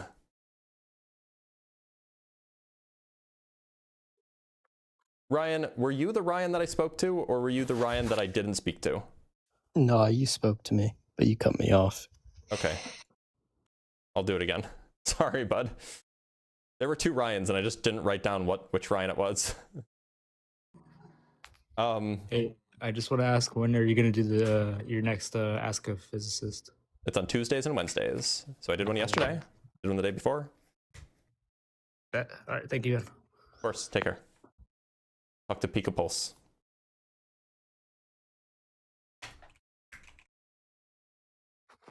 Pika Pulse, how's it going? Pika Pulse, you there? Pika Pulse. Pika Pulse. I can hear you. Do you think that he's asleep?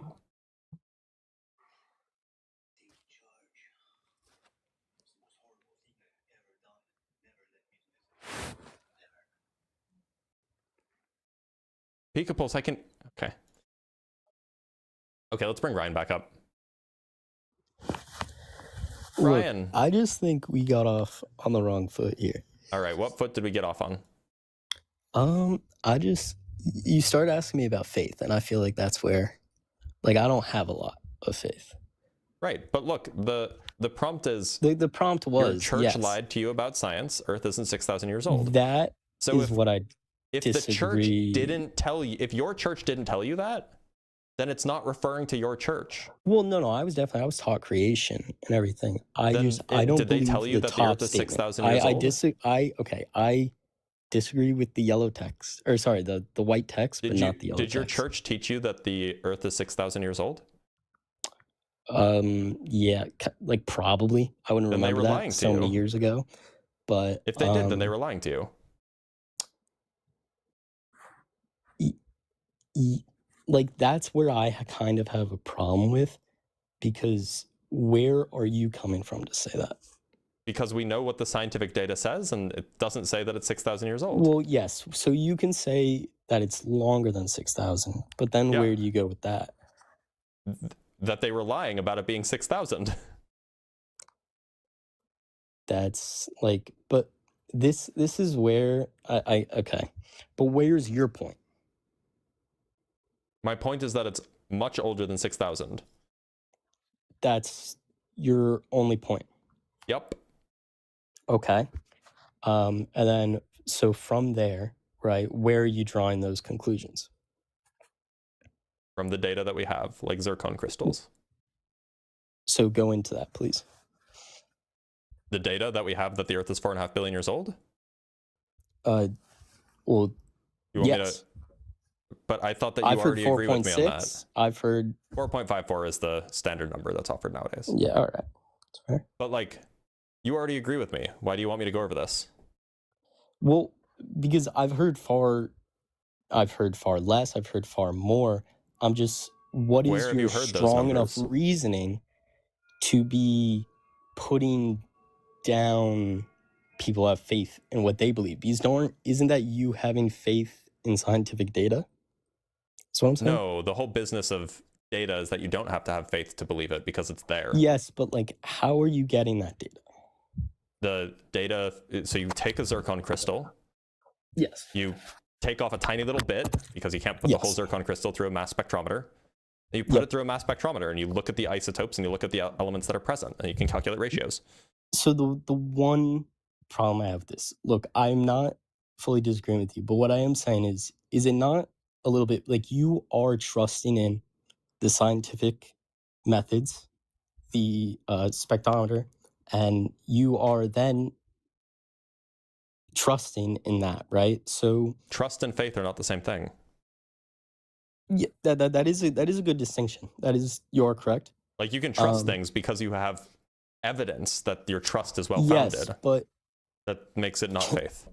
But so you can have trust that it's older than 6,000.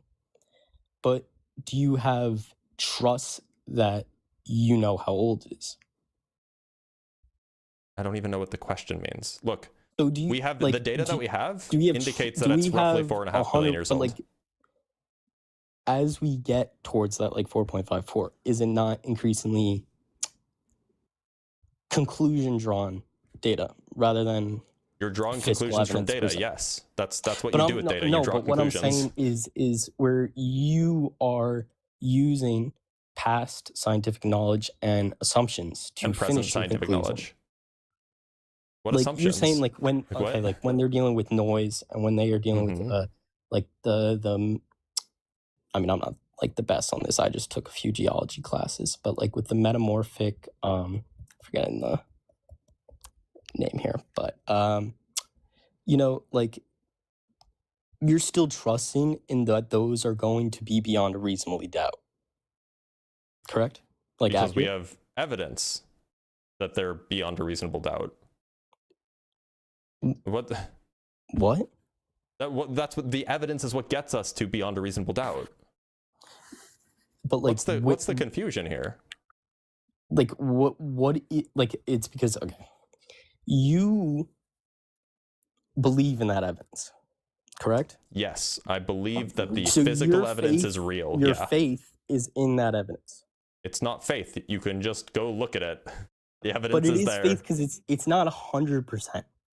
That's the just like, because something's not 100% doesn't mean it's faith. What? You can believe that something is true if you're only 99% certain of it. That doesn't mean that you have faith. Things, right? Or like where we are trusting natural systems to continue working the way they are, correct? Yeah, because we have evidence that that's how the world works. Like yeah. evidence from our methods, our own methods and practices that which we have evidence that those has methods changed and over time has developed, right? Yes, things develop over time, yeah. But I'm not even, like, I'm not super religious. All I am saying is that putting down other people, like, of faith, using your faith, I think is there an just insult like to any? Is there an insult anywhere in this prompt? No, but I'm saying like through your Then debates. what's the issue? Like, what is your motive? My motive is I think that it's very silly that we have institutions that are funded by donations. Like yeah. I don't know what CRS stands for. Oh, sorry, I don't know. The guy who pulled up the Christian research study or whatever. Oh, that's what you're referring to. Yeah, so yeah, I find it very, very silly and very, very negative and bad that we have institutions that take money from typically the poorest people. They take money from everybody, but it's the poorer you are, the more likely you are to attend one of these institutions, and then lie to them about things that we know are false, right? I think that that's shitty, and I think bringing people out of that, at least bringing them to accept the scientific consensus, even if they remain Christian, is a good thing. Okay. Yeah, okay, that's fair. I don't have anything else to say then. All right, goodbye, Ryan.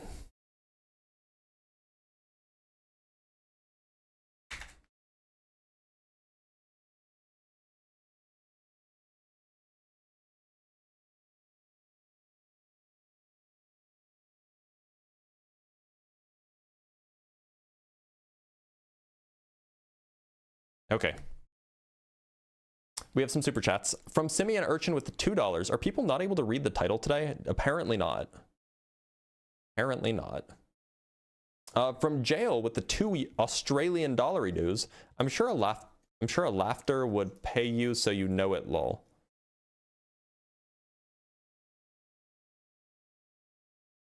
I don't know what that means. From Magic Drop with the $2, at least the banjo is entertaining. That's true. From Time with the $2, this guy would make a terrible juror. Yeah, I guess. And so this is just a YouTube comment from this guy. Sorry, let me hide this. Current highest IQ, someone 100 times smarter than all of us here says you're wrong. Oh, are you talking about Marilyn Vos Savant? Because Marilyn Vos Savant, I actually don't know if she was, what her religious beliefs were. I can go find that out though if you want. Marilyn Vos Savant religious beliefs. Let's find out. Apparently she dodges questions about her religious beliefs, which definitely makes it sound like that she's an atheist. She is, as far as I know, the highest confirmed. She has the highest confirmed IQ. But this guy, you look like Keith, who looks like Keith. This guy's referring to a Korean fellow who does not have a confirmed IQ, the highest confirmed IQ.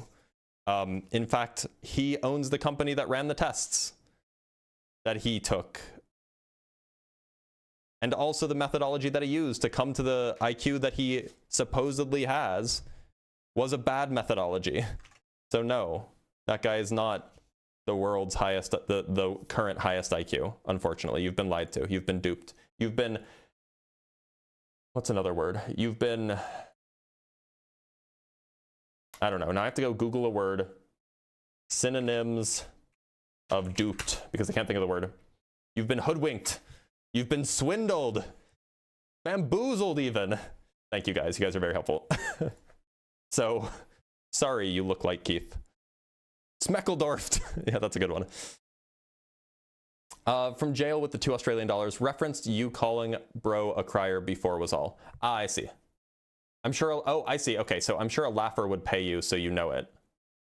Okay, yeah, that's a good point. That's a good point. All right, well, it's 11:52. I don't really have enough time for another guest, so we are going to end the live stream here. See what I did there? I just had a Freudian slip. We have to end the lie here. Anyway, tomorrow we will be debating a more broad topic. We're going to just be doing atheism versus theism like we usually do on Fridays. So make sure to stick around for that. That live stream will come a little bit later than the usual time, but I will make up for it at the end, so we won't end at the normal time as well. So if you're curious and you want to see more of my stuff, if you want to see when I go live, if you want to get announcements about videos that I post or about live streams that I do, make sure to join my Discord. It's discord.gg/drblitz. That's how you get there. You can also type in this thing behind me if you're watching on the horizontal. That'll also get you to my Discord server as well. Or go to my website, check out my research, check out the scientific communication that I do at Blitz. The website is blitz.phd. So in the meantime, have a good rest of your Thursday, and I will see you guys tomorrow. Take care, everybody.